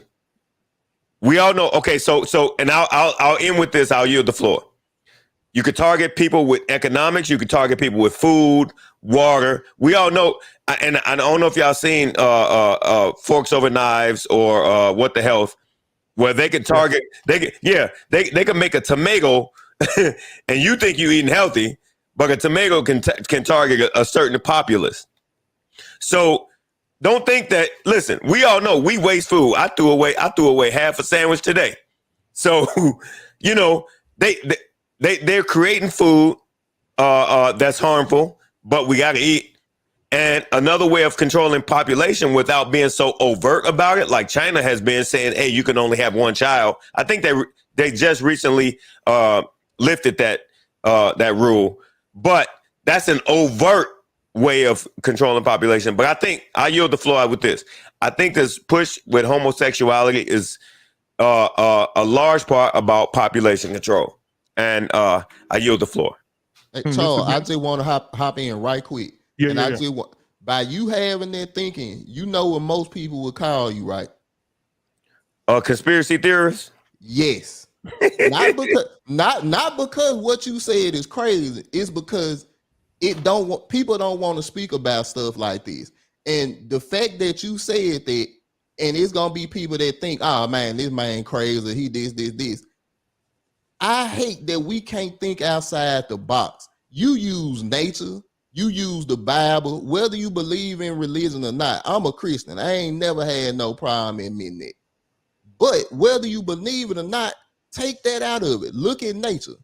No thing that has been created by man can reproduce. Can I ask a question though? Yes. Who do you guys think is the big perpetuator of this behavior? Parents. Man, look, I'm me personally. Women. Well, there you go. There you go, right there. No cap. That's who it is. Biggest perpetuator. So when we say they, this is how this discussion came to fruition. We were talking to a panel of women. Mm-hmm. What was it? 9 women, yep. Black man? 9 of them. And our biggest thing was that they were talking, about, I mean, they had a great conversation. I'm not saying what they were, but what we brought up was the conversation of women versus men, right? This whole gender war. And one of the things that was brought up was that we're sitting back fighting against each other, when the real enemy is the ones that's infiltrating. Check this out. Womanhood. They can't infiltrate manhood. They can only infiltrate it through who? The woman. Why? She's the head of the household nowadays. She's the one that sit back. Ain't that cute little Tay-Tay, giving them all these stupid ass names, dressing them all up. When we sit back, and that's why I said I'm not mad at the media. I'm not mad at TV. Right, me too, bro. I'm right there with the people. I'm looking at people face to face, eye to eye. And they would sit back, when we sit back and say, man, ain't nobody trying to see that crazy ass shit. The women are the ones, I don't know why y'all so doggone what, you butt hurt? They would sit back and criticize us for calling this shit out. It's degenerate shit. And they would call us homophobic. Well, I think there's a difference between being a co-signer and being the perpetuator. No, they're the perpetuators. I know what a co-signer is. They're the perpetuators. You muted. I don't know. Man. Yeah, this is the reality. A lot of the people that are homosexual that I saw growing up, they get their P's and Q's from straight women. Damn. They start learning how to wear the makeup. It is the mothers and the feminine women, the women, who help them with the makeup and the way they move. They are emulating, a lot of times they're emulating women, and women are accepting men that are gay. See, women won't accept a man who's bisexual to be in a relationship with him, right? They won't accept that. Uh-oh. But they'll accept a man who is gay, feminine, and they will even give him points and tips. And I grew up seeing this. You'll have the gay guy in the beauty shop, and they'll talk to that man like he's a woman. Oh, girl, hi. Oh, that's a beautiful bag you got, girl. And the guy will be swinging that bag. You can be a little. This has been seen. This has been witnessed. I feel that our women have reinforced it simply because some women enjoy having a male friend who's just as feminine as them without the expectation that he's going to try to fuck them. Damn. Fact. You understand what I'm saying to y'all? Facts. And not only are they the perpetuators, they defend it. They are the biggest defenders of it too. They go hard. I'm telling you. And Mr. Bennett, I don't want this to Mr. Bennett, come on up when he finished. Go ahead. Yeah, I don't, these conversations are very sensitive because it could easily be twisted into us attacking. You know what I'm saying? Right. Well, I'm not let me just say this because I know somebody's going to come out and say, "Oh, information." I'm not saying all black women are all women. Right. But I do know one thing. If you have a male child, he just don't learn that stuff by himself. Men are not teaching. Masculine men, fathers, those in the community, uncles, we're not teaching our young men to be that way. I mean, I grew up at that time, like many of you, when they would tell you to get your ass up, stop sniffling in your nose. Get up, boy. You fell, get your ass up. What you crying for? A lot of young men who grow up and become feminine like this, they get a lot of those traits from being around females who accept them as being that way. And then they begin to emulate females that they see in their family. Yes.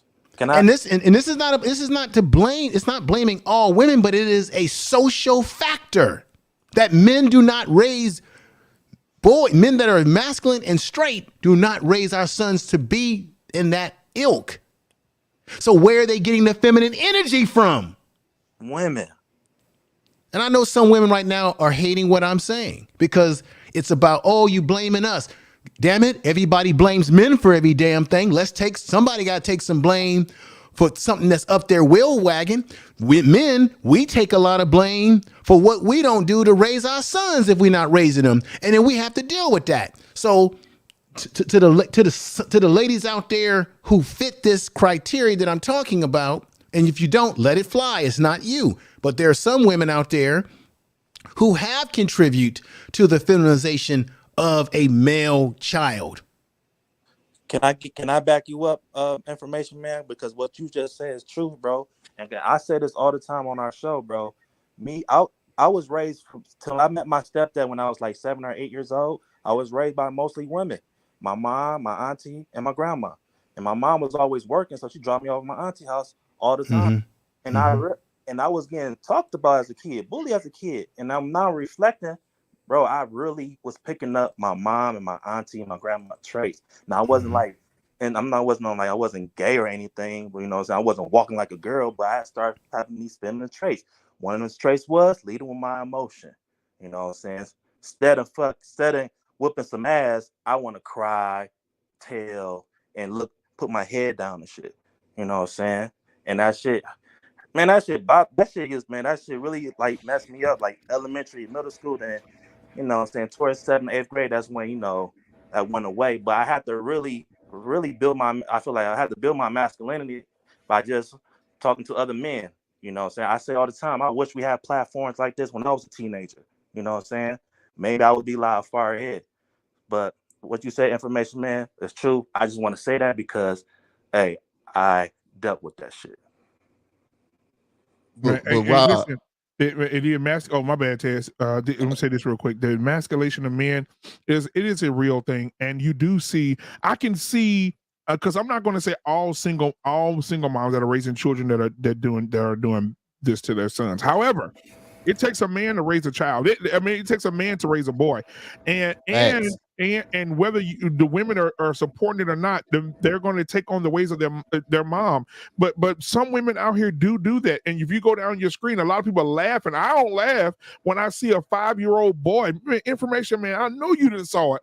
A 5-year-old boy on his mama's stripper pole in her bedroom, twirling around the damn pole with his legs wide open, doing a better stance than real strippers. Damn. And his mom in the background, yes, baby, he got it now. What? Hey. If I'm at home and I'm going through my timeline and I see this woman with my son twirling on a pole, we're going to have a fucking problem.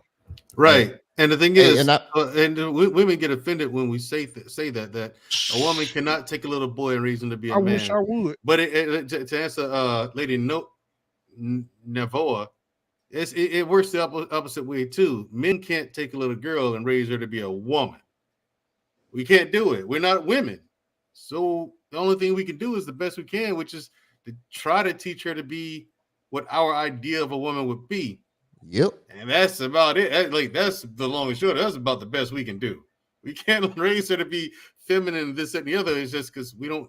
How do we have a frame of reference? Right. We've never been women. You know what I'm saying? So, right. And we have the difference is this. You got to be careful. You got to be careful as well. Let me say this. I'm gonna let y'all cook. You got to be careful as well of men that say they're masculine that are trying to raise these boys, because watch, half of them, and not half, I'll say some of them will mess with these little boys sexually, and we're seeing it right now with Jesse Lee Peterson. Jesse Lee Peterson for 30 years has been saying black men are trash, black men are this, are you gay, are you homosexual, and now he's got caught. He didn't got caught. No, he didn't got caught. He has information man, are you a homosexual? Yeah, so how do you feel about the radical right. homosexual? That one got me. The radical homosexual. And Jesse Lee Peterson, you have a lot of people within the gay community that are coming out and exposing Jesse Lee Peterson, and he's being exposed because he has demonized the community, and now he has himself been exposed. Let me say to the sister in there, I get what she's saying. She's saying, well, what about men that raise females that turn out to be tomboys or gay, what have you? It can happen across the board. But however, if you do your research, if you do heavy research, it has already been documented that when men raise children overall, our kids turn out more stable. Now you can say that I'm talking something crazy. Go. There's already been studies and research about that. You can look, you can find it. It's out there. When children, especially daughters, when they're raised without a father, they're more likely to be in jail. They're more likely to get on drugs, have over sexual activity. That's all been documented. I didn't make this up. Men are stabilizing forces. I'm talking about proper men raising their kids. Anybody can have a baby, but I'm talking about a man that's there for the long haul. The kids are stabilized a lot more, even with men raising children by themselves. And it's the difference that she don't understand. The difference is right what you was just saying. I was going to go along those lines. We teach our children, young girls and boys, boundaries, discipline. This is the difference. They will get the young lady will get how to be a woman, because guess what we're going to end up having? Someone around her that's going to be able to exude her femininity. But what the biggest thing is her having boundaries and discipline. Whenever time you see someone, anytime that you hear somebody saying that they had a terrible life, they contributed to being in a single mother home. And when you look at it, it's because they wasn't taught boundaries and discipline. That's all it is with a man. If you see, and I've been around, my parents still together to this day, 53 years. And one of the things, my mother was way more boisterous in the household than my father, because he didn't have to raise his voice too much. He was the enforcer. Yeah. All he had to do was, my mama gave him the report and he executed. Yeah. This is what my mama told. And my father used to be kind of like a joke, but he was kind of right. He was like, I'm the ass whooper in the house. That's it. He was the enforcer. He was the one to get everybody, and we had to learn boundaries. I can tell you one thing. Being with my mother, being a kid, being around my mother and my father, one of the things I could not do was just willy-nilly go in their bedroom, take something off their dresser, right. Take something from my father, take something from my mom. That was a no-no. And if it was just my mother, she wouldn't really have a big problem with it. But my father did. Right. He didn't like that. The father was the one. He taught us boundaries. The father was the one in the household saying, you do not go in there. You do not mess with this. And when you come home and you did something that the father told you or your uncle told you not to do, there was hell to pay. Bottom line, there was going to be a problem. And that's why when you have men like that, I know it's old school, and I'm gonna be honest, this may sound funny to y'all, but when I was looking at Good Times, and we had the father on Good Times, right? Yeah, James Evans, and James Evans didn't take no crap in his household, and he pulled that belt out. I'm sorry, we need some more James Evans fathers around this damn place. You're right. I agree. Hey, and listen. You know what? I'm going to have a show on Friday. That's what the barbershop going to be about on Friday. Bring back the ass whoopings. That's going to be the name of the show on Friday. And I'm serious. I'm going to do it as soon as I get off. I'm going to go ahead and do that. But yeah, it's going to be bring back the ass whoopings. James Evans started this conversation on Friday because I think that you are right, because even back in the day, you fell off your bike and scarred your knee up, and you said, "Hey, don't get your ass up." Yep. And you didn't have an opportunity to be feminine around your dad. Now, there was a balance, especially if you were raised with your mom and your dad. You had your mom that said, "Oh, come here, boo, let me look at it," but you might not let daddy hear that. But the thing that made that balance is that your mother, that's why it's important to have that feminine and that masculine energy, because your mother gave you the feminine energy to balance things out. You knew you were going to get you're going to get a structure from your father, and you would get nurturing from your mother. That's balance. A child should be raised like that. That's balance. Oh, well, I want to get everybody's final thoughts, but I'm telling you, Friday night, I want to see you guys, because Friday night, I'm telling you, that's going to be the name of the show. Bring back the ass whoopings. James Evans started this conversation. I want to be on that show, man. I'm going to send you the link. 8:30 p.m. Central Standard Time on Friday, but I want to get everybody's final thoughts. So we'll start with, let's see here, Rob. Man, thank you for being here tonight, my brother. Thank you. We're going to go ahead and get Rob first. Rob, the floor is yours, my brother. Go ahead. Yeah, man. First off, Black Man, appreciate you like always. Hey, man, I just want everybody to know, man, keep doing y'all, man. Keep being positive.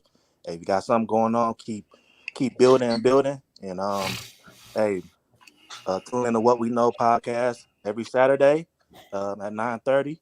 And that's all I gotta say. I love y'all. All right, man. We love you too. Much respect to you. Hey, yeah, Rob, man, What We Know podcast, the co-host of that show. Thank you, man. Make sure y'all go over and subscribe. Moderators, go ahead and put that in the chat for everybody to go and subscribe to this channel. We've been kicking it for the last 3 Saturdays, and we've been cutting up. So thank you, man. What We Know podcast, and Rob, man, thank you for being here. Oh yeah. I want to tell y'all, my wife didn't cuss me out when I came home late, so I was good. Oh, good, man. I was praying for you, brother. I ain't hear from you for a while. I said, damn, I hope they don't find me no bucket nowhere. All right, here we go. So, all right, then who we got next? All right, man. Come on, my boy Tez. Tez, how are you tonight, man? 5100 podcast. Go subscribe. Hey, moderators, go ahead and put that in there as well. Go ahead, brother, and tell us what your final thoughts are about the show, bro. Man, first off, man, appreciate you for having this conversation, man. I know this one you had to kind of tiptoe around. And like I said, man, a lot of people in this space might want to have the conversation, but you feel so limited. So for you to take the risk, man, I appreciate it. But like I said, I think my biggest point is we can't tiptoe around these subjects. I know we might have to do it for YouTube, but as far as us being able to talk as men, bro, we can't tiptoe around this. We got to stand and be them pillars that we was back in the day. Like you said, you brought up the fathers, man. I grew up in the country. You fall off a horse, you got to get back on it. Yeah, me too, It wasn't no, I'm going to rub you down and it wasn't none of that. You get up, get back on that horse, and you keep going. And that's the way I was raised. Now, maybe that was rough compared to what things are now. But we still got to have that mentality when it comes to our children, man, because if we let this continue to expand out, it's going to infiltrate into generation after generation to where we don't even know what's going on, not being able to identify a man and a woman. And like I said, man, I'm passionate about this because I got a little boy now.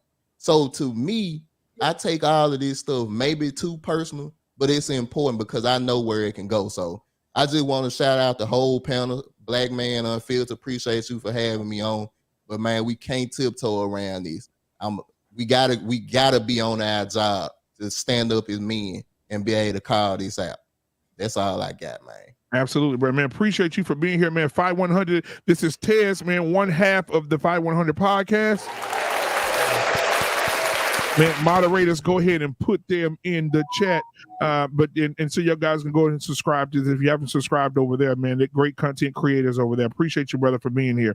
All right, who we got up next? Hey, my boy. Come on, man. Shout your name, your chat. Your channel, and what are your thoughts on the show tonight, my brother? All right, y'all already know, man. That's JT from What We Know with Rob and JT. Or DJ Jig Tight. If y'all see me in there, JIGTYTE, you'll see me in the chat room, also chatting. Also, we this is just the tip of the iceberg. We have to continue to fight against the ideology that it is. I'm not even talking about the homosexuality of people. It's just the breaking up of our communities, Black men and Black women. Like I said before, one of the biggest things that we sit back and fight back on and push back with each other on is things that we actually can fix with one another. But we also have a common enemy, and that is the infiltrators. I mean, we could go a little more deeper, but hey, man, it's late. We have to continue this conversation. Yeah. And I said what I needed to get out for the night, but I still got probably about 500 more clips. Yeah, that I can put out on this, man. But I'm just thankful that you had this conversation on your platform, man. So again, like my man Rob said, follow us at What We Know Podcast, 9:30 on Saturdays, 9:30 p.m. on Saturdays Eastern time. Man, we have a great time. We have good content on there also. That's it. All right, man. Thank you so much, man. Make sure y'all go and subscribe to his channel. I'll see you in a little bit, brother. Who we have next? My brother from another mother, Mandrell, is in the building tonight. Mandrell, give me your final thoughts. Final thoughts. Brilliant conversation. Brilliant topic. We should have more conversations on this topic. I want to thank our very special guest for coming up tonight and allowing us to ask him questions so that he can educate us on the topic, because again, in our community, this is not something we talk about until we find out a member of our family is a part of the LGBTQ community. You know what I'm saying? We don't talk about it until it affects us. So we don't know anything about it. I just want to thank you for coming and joining us tonight. Seriously, sincerely, I am very grateful, you know, because it's well needed. Also, yeah, we are, black dudes in dresses in the movies, you know what I'm saying? And playing feminine roles. I'm not with it. So you're not okay with Wesley Snipes going from I'm not with it. I'm not with Tu Wong Fu. Tu Wong Fu to Kung Fu. Right. No. You shouldn't have to. And you know, I think black men should rebel from playing those kind of roles. We've been through enough shit. And then you're going to insult us by, hey, dress up like a woman. That's an insult to me. I'm absolutely insulted when I see a black man like that. We've had enough shit fed to us in this country. Hey, Kevin, while Mandrell's talking, can you put your I'm sorry, lady, Neo, I'm gonna call you Vovo. I'm sorry, Vovo. Kevin, could you put your information in the chat on how people can reach you and how people can follow your channel so my moderators can put it in the chat? I'm sorry about that, moderators. I appreciate you guys. All right, go ahead, Mandrell. Yeah. Thanks, Kevin. But yeah, that's my thing with the whole black man, and because every time you turn around, I mean, we've never been given a fair shake. The only thing we've had done to us in this country is we've been stolen from. Look at George Washington. Look at George Washington Carver. Man was a genius, absolute genius, but he was beaten and turned into a eunuch by a mob of white people. And they stole all of his inventions and claimed it as their own. You know what I'm saying? I mean, and there's story after story after story after story, the cotton gin, all that stuff, man. You know, and then when it comes to Hollywood, when we want representation, well, you have to wear. It's funny. It's all in the spirit of comedy. Fuck you. How about that? That's funny. You know what I'm saying? But they don't think that's funny. You know, no. The whole wearing a dress in Hollywood, you can't justify it to me. No. And yes, I do believe that it's an effort to feminize black men and make us seem weak and feeble. Because, like, for instance, the pejorative term for homosexuals is the F word, right? But really what all that word really means is weak. You know what I'm saying? And it's a way to put somebody down, but I really don't have the words to explain how that shit makes me feel. Like, it makes my blood boil. You know, and I'm not homophobic at all. It's just, I mean, no, not the black men. Nope. But again, thank you for allowing me my final thoughts. I didn't get a chance to. I know you had that. I'm saying it because you had that question earlier, and I didn't get a chance to answer it. So answering it now in my final thoughts. Final thoughts. Brilliant conversation. We need to have more of them. And tune in tomorrow night with myself and my sister. We're going to be talking about monkeypox. I'm going to give you some actual facts on the matter, as opposed to speculation, because apparently nobody knows about this stuff that's going around. And it's a lot worse than people think. It ain't something you just see on TV. Right. And so that'll be tomorrow night right here, guys, on Black Man Unfiltered Network at 8:30 Central Standard Time. That is Unapologetic with Mandrell and Shushu. They'll be talking about smallpox tomorrow. They have some great content as well. So come back to this channel tomorrow, guys. Click on and enjoy the conversation. Also, he'll have people come up after about an hour or so. He'll have people come up. He'll drop the link for people to come up and have a conversation with him as well. And I heard some things on smallpox. I was watching the news. I was watching monkeypox. Yeah. I was watching Roland Martin, and he had a doctor on that said the CDC and the World Health Organization said that homosexual men should stop having sex with multiple partners because most of the spread that they see in the hospitals are coming from homosexual men. Yeah, but straight people catch it too. So they do. It's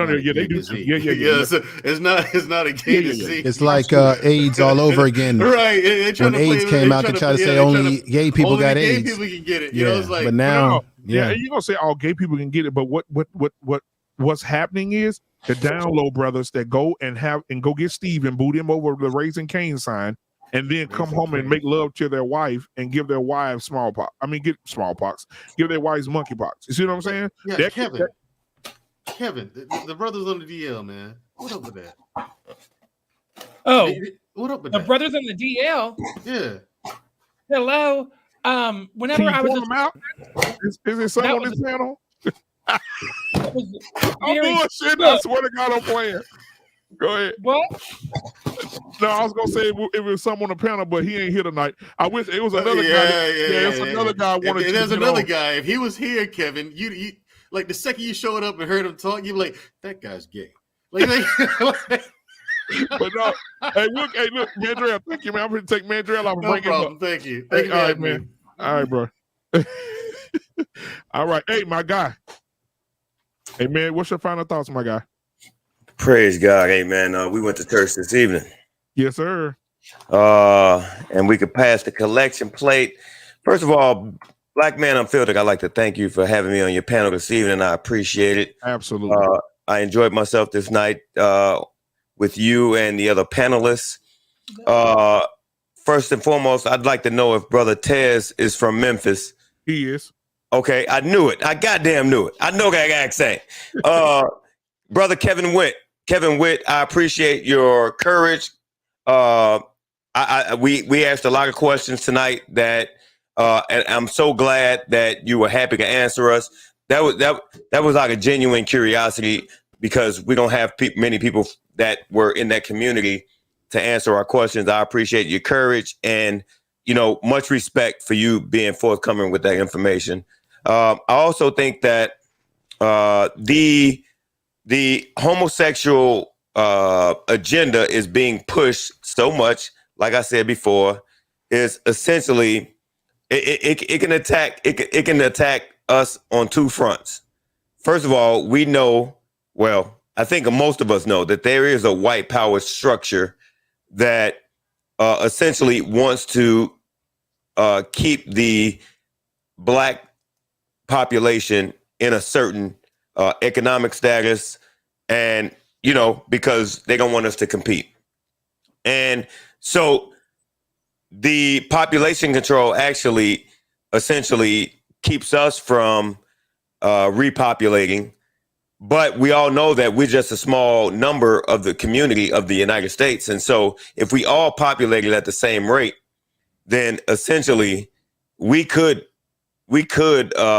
be, how shall I say, extinct, if you will, or just kept to a lower number, because, with the Roe v. Wade thing going on and the economic war that we have going on between, there's a lot going on here. And I think that's all about population control, and it can attack specific races, specifically black people. Now, that being said, homophobic, I want to say that I am not homophobic.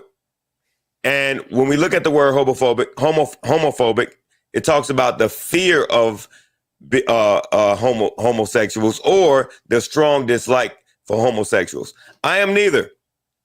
I neither dislike them or I fear them. My whole message is all about being good to good people. I know a lot. Here's the thing. I know a lot of homosexual people who are great people. I know a lot of heterosexual people who I don't want nothing to do with. I wish God just wiped them off the goddamn earth. But that's neither here nor there. At the end of the day, if we all just focus on being good to good people, I think we can all live in a more harmonious society and get away from trying to be right, get away from trying to push our own agendas onto someone else. And that's my piece, and I yield the floor. Thank you for having me this evening. Absolutely, brother. If you want to stay in the back, you can, brother, in case somebody wants some information or something for you. I'll see you in a minute. All right, next up, my boy, Freezy. Hey, man, let me tell y'all something about Freezy, man. This is my brother, man, and just like Information Man and so many others, Mandrell, and I mean, we fortify the circle over here. We have a fortified circle over here of men that are trying to do the work. We said a lot of things. We wrote out a lot of things that we're not going to do anymore, but we do have a task of trying to do the right thing and trying to have the hard conversation. So Freezy just lost his mom a couple of weeks ago. And, I still want to say to you, man, I know that you're still dealing with the grief of that, of losing your mom. And I want you to know that we love you here at Black Man Unfiltered Network. I know that all the guys here love you. I know the people in the chat love you, man.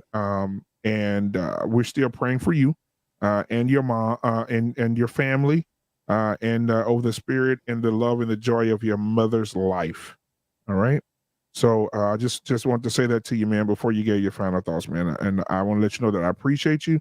And I'm glad that you didn't shook back a little bit, and know that your brothers are here for you whenever you need us. Go ahead, man. Black man, no joke. This has been the best panel I've been a part of since I've been on YouTube. And Kevin, I truly believe that you've been God sent tonight, and the information that you were willing to share has been a true blessing. And I think one thing that we can learn from not only the LGBTQ community, but other organizations out there, is that it's very imperative to move as a collective, right? You get a lot of shit done. And one of the biggest problems with the Black community in particular is that we've adopted this culture of being opportunists on an individual level. The reason why the LGBT community is so effective is because they've understood that they can get more done if they band together, whether it's for good reasons or bad, right? We can learn from that. And I understood this because I did a video which got taken down on my channel. And go figure, I'm a new channel, but I did a video on this book. The author, his name is ML Webb, and he authored a book called The Gay BCs. I don't know if Kevin has heard of this book, but the book is called The Gay BCs, and it's targeting kids from the ages of 3 to 7. And they have, funny different alphabets in there, like, B stands for bi, C stands for coming out, T stands for trans. But we know that this is inappropriate, right? But they're successfully implementing these ideals in society because they've learned the power of moving as a collective. And this is just one entity.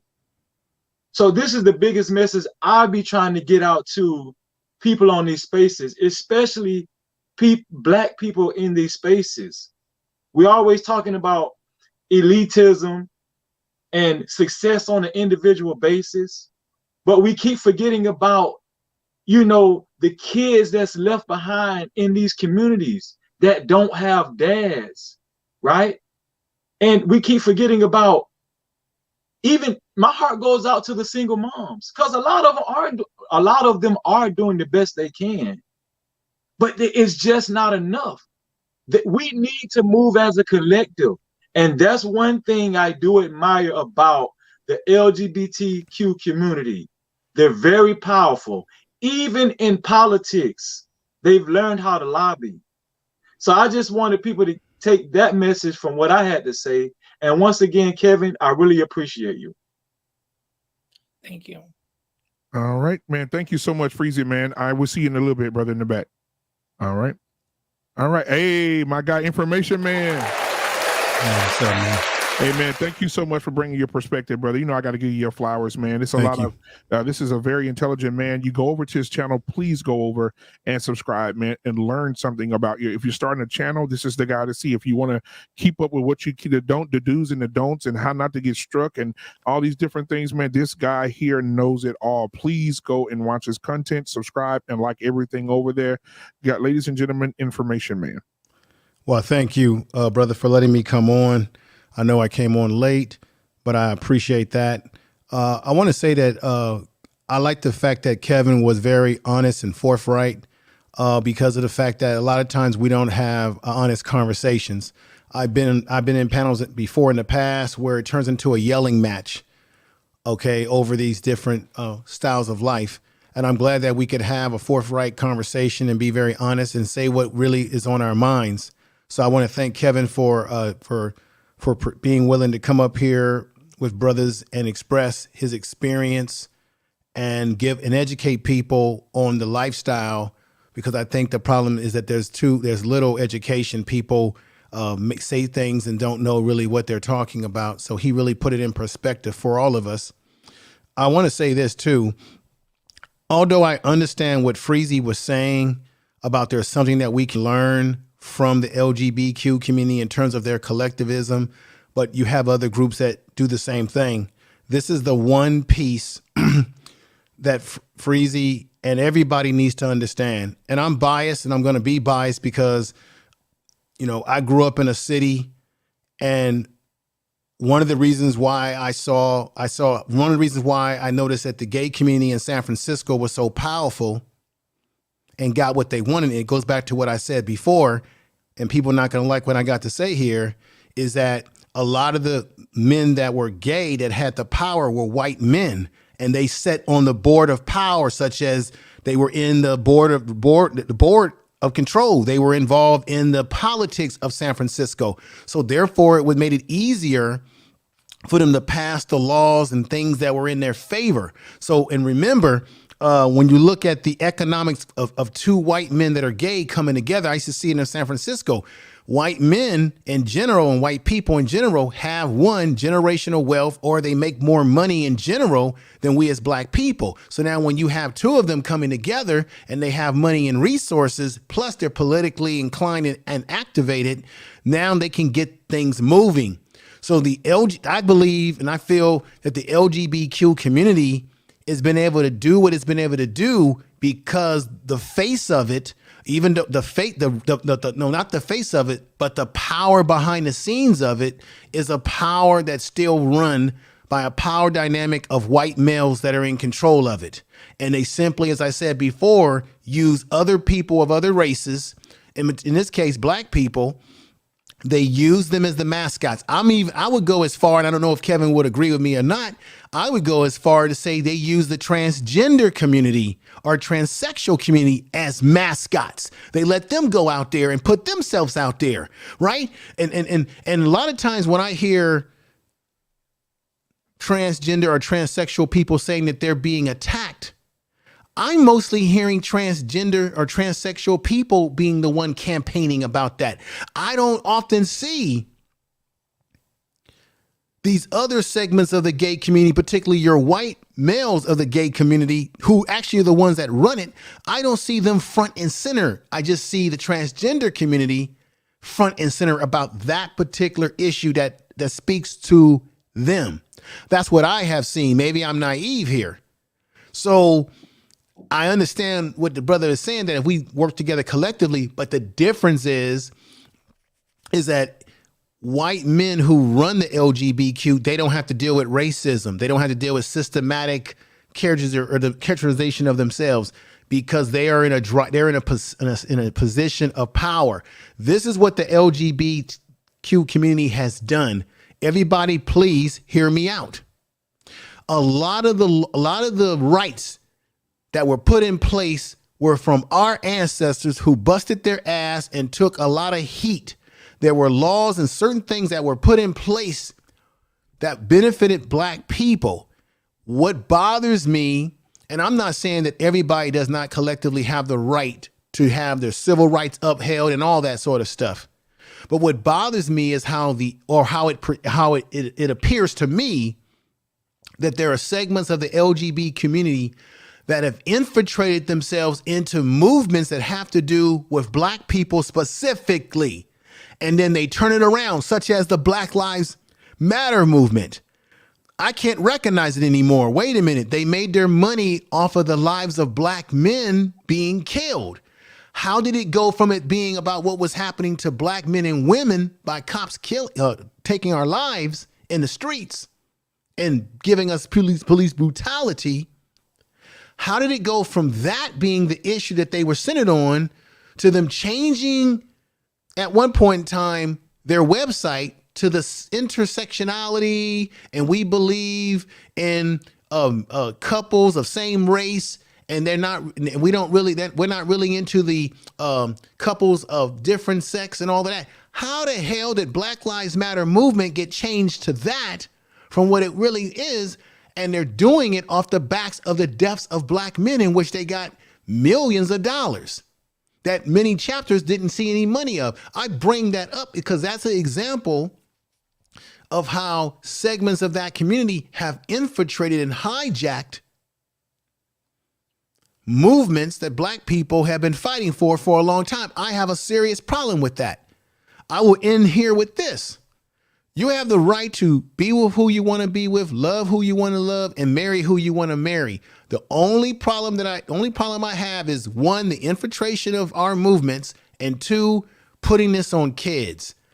That's where I draw the line at. Okay, when you start trying to inundate kids with a lifestyle before they can even get their development going and however it's going to go, that's where I have a problem with it right there. That's my bottom line with it. So, I heard brothers on the panel say, well, if black men just do this. Well, what I did not hear on the panel, I think it was Dre who said that, well, we just got to do this and that. What I did not hear on the panel is, okay, how are we going to do it? Black man, are you involved in your community? Are you involved with working with black young males? Okay, because if we're concerned about what's happening to young black males, then we should all be prepared to either support an organization, get out there and get our hands dirty, or support an organization that's working with black male children specifically, or females, and trying to steer them in the right direction educationally, emotionally, so they're not abused and what have you.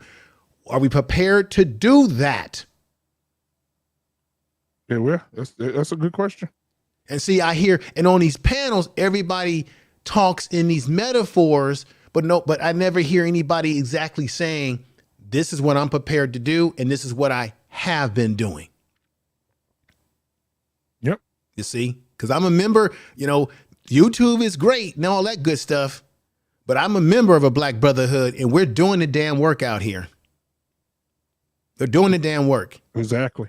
And I'm not trying to call anybody out and say they're not doing anything. I'm just saying, I just think that we should never just say, well, black men, y'all don't worry about this group. Y'all just do. No, we have to worry. Because even though you raise your child in the household, they still go out into the world and have to deal with what the world is trying to push at them. So we have to prepare them. And and prepare them. That's all I'm saying. I know it's going to come off like, oh, you're hating on people of other. No, I've never bashed anybody of any sexual preference. I've never went out there and tried to harm them. I've never voted against them having their rights. I'm not into that whole thing about taking people's rights away. I'm just concerned about, don't put it on the kids. Don't try to go into the school. And look, check this out. I don't even like seeing heterosexuality being over displayed on television and social media for kids to see. I don't even think our kids should be inundated with just sexuality too early in their life, period. No matter what kind it is. That's just where I stand at.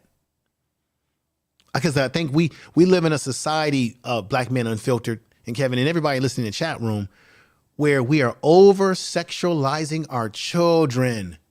Yep, exactly. Why are children participating? Kevin, you may be able to speak to this. Why are children being allowed to participate in drag shows? If you're an adult, that's your business, but not the children. Exactly. Leave the kids alone. It's just that simple. That's all I ask. Other than that, I don't care what people do in their bedroom. That's your business. Just don't. Maybe I'm just being a little too conservative with my thinking here. I just think we just need to have. It's almost like our society is going so fast. Black Men Unfiltered and Kevin, we're moving at 1,000,000 miles per hour, and it's just like, why can't kids just be? Why can't they?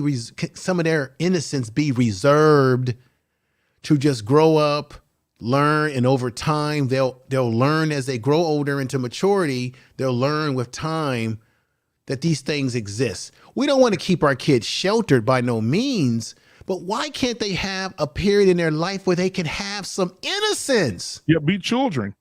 Yes. Like, why do we have to say, well, we should introduce this to, no. If the child is a little child, just let them be a child. Because that's the only time they're going to have these innocence. It's the only time. Why do we have to try to make kids adults? I'm passionate about this because I have a daughter. I don't, she's 14 now and she comes home and she's talking to me. I get it. She's getting older. But if she was much younger, I shouldn't have to have these conversations with a child at 6 and 7 years old about sexual issues. Come on, man. Come on, people. What's wrong with us as a society? Right. Exactly. I think sexuality and sex and all of that should be dealt with by adults, in an adult conversation, and handled by people who can maturely, emotionally handle the conversation and can understand it. It's just that simple. I want to say thank you, Black Man Unfiltered. Kevin, thank you for coming on the panel tonight and educating us on a lot of different things you talked about. I'm the Information Man. I have a bunch of channels. My first channel is Information Man Show. Then I have Info Media Live, where I teach you and give instructions, and it's free of charge. I don't charge anybody about how you build a YouTube channel, all the different clues. I give you updates on what's happening with YouTube, and I just come out with a lot of different content to help. It's a new channel. I'm building it up, but things are doing well over there. Then I have the Information Man Speaks podcast, where I do little small podcast videos during the week sometimes. So I have a lot on my plate. Then I have a radio podcast, same name, Information Man Speaks podcast, the radio style of portion of, which is basically a podcast and all the podcasting platforms. And then I have my YouTube version. So I'm doing a lot of things on social media, folks, and I've been doing it for quite some time. Black Man Unfiltered. I'll be sending you an email because I don't know if you're free this upcoming Sunday, because usually on the first channel I go live on Sundays in the evening.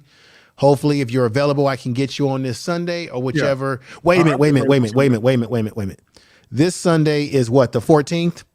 Yeah. Yeah. I'll have to book you because I still got to get podcast on. I got to get Sohail back on again, but I'll have to book you after the 14th, somewhere in there, because I got a very special show I have lined up on Sunday. And I invite you all, and you particularly, Black Man Unfiltered, to watch this show that I'm going to be talking about, because it will be about Black love. I've got some incredible couples coming on with me. It's going to be sensational. So with that said, I want to say thank you. And, hey, don't mistake my passion for being some guy that's angry. It's just how I am. I speak in a very passionate way, speak with my hands, but I'm a level-headed person. I go out into the world. And people can be, hey, I grew up in the Bay Area, so I saw all different lifestyles, all different types of people. I have no problem with people being with who they want to be. I just say, don't mess with the kids. And I also feel like if I'm a straight man and I like women, don't try to chastise me if I decide to say I'm not interested in a person who tries to come on to me who's transgender or transsexual and say, okay, it's because you're homophobic. Don't do that. Don't do that. Don't do that. Just leave me be. Like you say, we should be free to be who we want to be. Let me be who I want to be, and don't guilt trip me. And last time I checked, homophobia means you're scared. I'm not scared of people of other sexualities. I just don't want them pushing their lifestyle on children who do not have the development to understand what they're being hit with. That's why I brought up the New York situation. Black Men Unfiltered. Kevin, I want you to look into that if you're not familiar with, because I got to send an email out maybe to you, Black Men Unfiltered. I want you to examine the curriculum. I have the actual web page in New York that breaks down what they're teaching the kids word verbatim. Man. It blew me away. So I'm going to send that email to you. Yeah, send it to me, bro. And then there's the New York Post article about the 200,000. And I'll send that to you tonight. And then I want you to get this to Kevin, so Kevin can examine this information as well. I know he's been in the fight, as he said, against this kind of stuff. But I think that's very serious, and it's very serious. And some parents are not aware that these things are going on. Yeah. you know, in the world that we live today. So I said a mouthful, but I'm going to get off the panel, and I want to thank you. Absolutely, man. Thank you for being here, brother. Everybody go over to Information Man's channel and subscribe, man. I really appreciate you for being here, brother. I appreciate you too. I'll be listening. I'm going to drop off, but I'm going to listen to Kevin's last words or great words before you end the program tonight. I also want to say to you, Black Men Unfiltered, you should have a part 2. Absolutely. Of this particular series of this right here. It needs to be. Thank you. Take care. Everybody, Absolutely. Peace. You too, brother. All right, man. Well, hey, listen, I want to thank Kevin for coming on tonight, man. Thank you so much. It means a lot. You know, you see everybody showing you much love, man. They appreciate you. This has been a great show. It went better than I ever imagined it would go. And so I just want you to know that, man. I really appreciate you. All right. So I want you to give me your final thoughts and give me your channel, give me your social media, how people can follow you, all that good stuff. Well, thank you, Black Man, for having me on here. You know what? I was pleasantly surprised. This has been a very positive discussion. Mm-hmm. I wasn't sure what I was getting myself into. So thank you for that. You guys can follow me on Facebook. My podcast is called Legit with Kevin Witt, and my last name is WHITT. You can follow me on Twitter at Kevin Witt 45. You can also, I have a website, Kevin Witt USA. No, kevinwitt.me. Mm-hmm. kevinwitt.me. And then if you would like to email me, because you would like to look, we need more Black people to get involved in the fight for children. I go to the Capitol in Austin. I go to school board meetings, city council meetings, and there are a few Black people that come. But I know that the Black community, one thing that they truly care about is their families and their children. And very few show up. I think it's because they don't know. So if you can help me get the word out, if anybody would like Absolutely. to come or like to join my group, Culture Warriors of America, you can send me an email at kevinwitt@yahoo.com. Kevin Witt, KEVIN WHITT @yahoo.com. I'm old school. And so, yes, go there and, send me an email. Let me know you're interested. If you would like to ask me a question or whatever, you can follow me. You can also send me an email. I've been reading the comments. Thank you for everybody in the comments. I don't know how to send a comment back to you, so that's why I'm kind of not sending one back. It's right over there. Yeah, it's right in the when you go over to the live part, it'll have it going on with that. Are you on a laptop? Yeah. Yeah. So you go over to the side, it'll say live chat, and then it'll have post a comment down at the bottom. You can just post.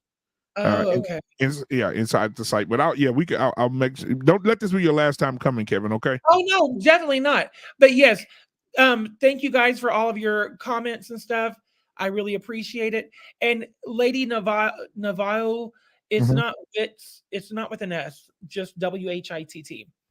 And my final comments are: look, I don't care if you're gay or you're straight or you're what you are. If you want to be a lizard or who you want to be.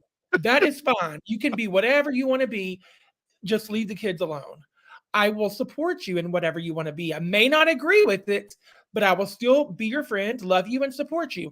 But leave the kids the hell alone. It's that simple. Also, as far as there was somebody mentioning earlier that the gay men always tend to imitate Black women, and they do.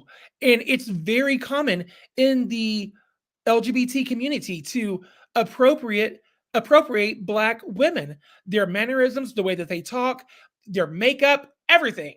And it's even the white gay men do it too.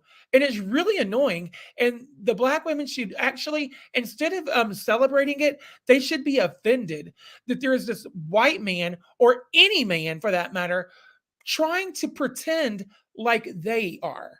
Because it's not doing anything it's almost making a mockery of the Black community, especially when the white men do it. I'm from a family where all my nieces and nephews are biracial. Both of my sisters married Black men. So I definitely understand the Black community and all the struggles that go along with it. So yes, anyways, also, we need more Black people in the fight. This is not a Republican issue, not a Democratic issue. It is a kid issue. And if you love kids and you have kids, fight for your children's lives, because who they are coming for, it's not me, it's not you, it's your children. And they let it be known every day. They're coming for your kids because they want to tear down the nuclear family, and they did it already through divorce. They promoted divorce back in the 80s and 90s. You saw billboards 1, 2, 3 divorce attorneys everywhere. Then, so we already live in a fatherless society. America is a fatherless country, basically. And then you got the so we have single women raising kids, and then not to mention the fact that now they are trying to teach children that they're gay when they're in elementary school, and take them to watch drag shows and have a romance section in the kids' library for these kids to go check out romance books, which is nothing more than a sex novel. And y'all should be furious about that. And I guarantee you, if you live in an inner city community, they definitely have these books for kids, because they are trying to, that's who they go for first, the people in the inner cities. So yeah. Anyways, thank you guys for having me, and I would be welcome to come back. I mean, I would gladly come back on. I definitely think we should have a part 2, because we didn't even get into talking about the down low brotherhood and all that stuff. So Oh yeah. I'm definitely going to listen. I'm definitely going to have you come back. That's why I said don't let this be your last time. You know, I got your contact information. I will definitely send you over the link. Send you the day and everything that we can have the part 2. Okay. Okay. Thank you. I appreciate you so much. If you want to, I'll put you down to back. And after the show, you know, if you some guys that made in the back may have some questions for you or something. But if you can hold on for a second, I'm gonna put you in the back backstage. I'm gonna end the show and I'll be with you in just a second. Okay. All right, guys. As you see at the bottom, Kevin's Facebook page is right there. Facebook.com, Kevin Witt, WHITT 45. All right. So guys, thank you so much for being here tonight. This was a great conversation. We had a very positive conversation, and I know a lot of people out there would think that this is we couldn't have done this tonight, right? Especially with my brother Mandrell. Man, listen, for Mandrell to come on to this show, I wanted to give him his flowers. For him to come on, because we know how passionate that little yellow bastard can be, and he came on tonight. He was very, very calm, cool, collected, and he had the conversation. And I just want to let him know I'm so proud of him. That's what love does for you. When you have somebody that loves you and likes you and comforts you and be there for you and whisper good things in your ear, you know, I think Mandrell went to the grocery store and found him a wife, guys. But anyway, but I appreciate Mandrell. I appreciate Charles. I appreciate JT, Kevin. I appreciate my brother Freezy. I appreciate Man of Prestige. I appreciate Sir Hell Speaks. He does school on Tuesday nights, but he's in the chat. I appreciate all the people. JT. I appreciate Rob. Everybody that was on the platform tonight that made this show a success. Guys, if you want to donate to the channel and help the channel out, look at the bottom of the screen. Black Man Unfiltered is the Cash App. If you want to send a super chat, please do that. That will help the channel, and I can continue. All that money grows into making this platform better, upgrading cameras, upgrading systems, computers, whatever, laptops, whatever that may be. I'll continue to do that to give you guys better content. Also to the chat that's undefeated, you guys were amazing tonight. Thank you so much for being here tonight. If you're watching right now, please, if you haven't hit the like button, please hit the like button to help with the algorithms of the show. But thank everybody that came into the show tonight. Hit the like button, hit the subscribe button, tell somebody about this, and then make sure you come back on Friday night. We're going to have a blast on Friday night. You already know the name of the show. On Friday night is Bring Those Ass Whoopings Back. Right, bring those ass whooping backs. All right, so we'll talk about that on Friday at 8:30 p.m. Central Standard Time. Tomorrow, Mandrell, you just saw him on the platform, will be on Black Man Unfiltered Network tomorrow night with Unapologetic with Mandrell and Shushu. They will be talking about the pox, the monkey pox, on tomorrow. So make sure you guys are here to support him. We also have a sports show. The 1-in-1 Sports Show will be on at 7 p.m. tomorrow Central Standard Time right here on Black Man Unfiltered Network as well. With Dante and Shawnee as the host of that show as well. If you love sports, you know about sports, and you want to bring them that smoke, bring it tomorrow at 7 o'clock Central Standard Time on right here on Black Man Unfiltered Network. All right, now that we got that out the way, again, thank everybody. I can't thank you enough, but guys, do something nice for someone. Right, I can't get out of here without saying it because I know Jenny is going to be upset with me if I don't say it. So shout out to Jenny. She always wants me to say this. She thinks it's helpful, and I do too. Do something nice for someone. Tomorrow when you're standing in line at Starbucks getting that poison coffee, do something nice. Buy someone's coffee. If you're in line and you're there to pick your food up, pay for the person that's behind you. You never know what kind of effect you may have on a person. You never know what kind of person you may meet, what kind of comfort you may bring someone by doing something nice for someone. So do something nice for someone. And if you don't have anybody else to do anything nice for, and you're just a recluse and you're at home all the time, do something nice for yourself, because self-care is the best care. Now, prayers do go out to Brittany Griner and her family. Brittany Griner got 9 years in a Russian prison. I think that we're working trying to get her out. But however, again, no matter how you feel about her, no matter how you feel about what they arrested her for, no one deserves 9 years for less than a gram of weed. And so Brittany Griner, man, prayers out to her and her family. Also prayers back out to Freezy and his family after the loss of his mom. We're still praying for him and his family as well. And praying for everybody that's on the panel, man. Whether you believe or not, you can't stop me from loving you and praying for you. I pray that everybody in the chat tonight sleeps well, families well when you get up in the morning. Thank you so much to the moderators. Thank you, Jenny, for always being amazing. Thank you, Lady Navoa, for coming in and being a champion. Thank you also, Von Bryant, for being here tonight to be a moderator, and everybody else that made this show what it was. Thank you so much. We'll see you guys on tomorrow. We love you, and we out. All right. All right. Oh, and let's give another hand clap for my brother, Kevin Witt. Man, came through this thing and dropped some knowledge on us tonight.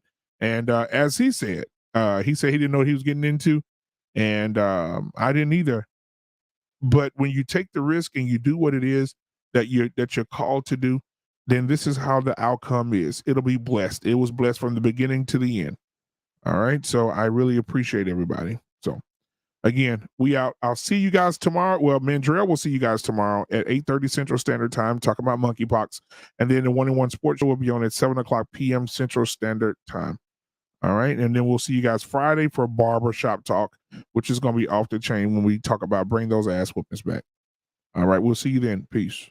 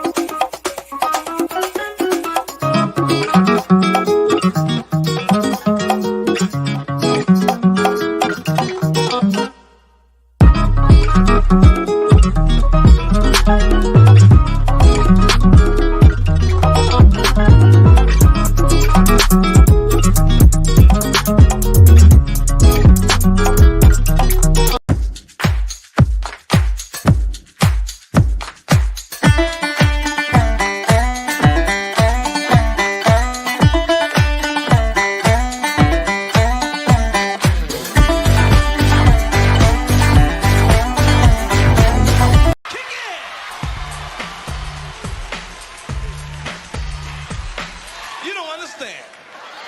I ain't scared of you motherfuckers.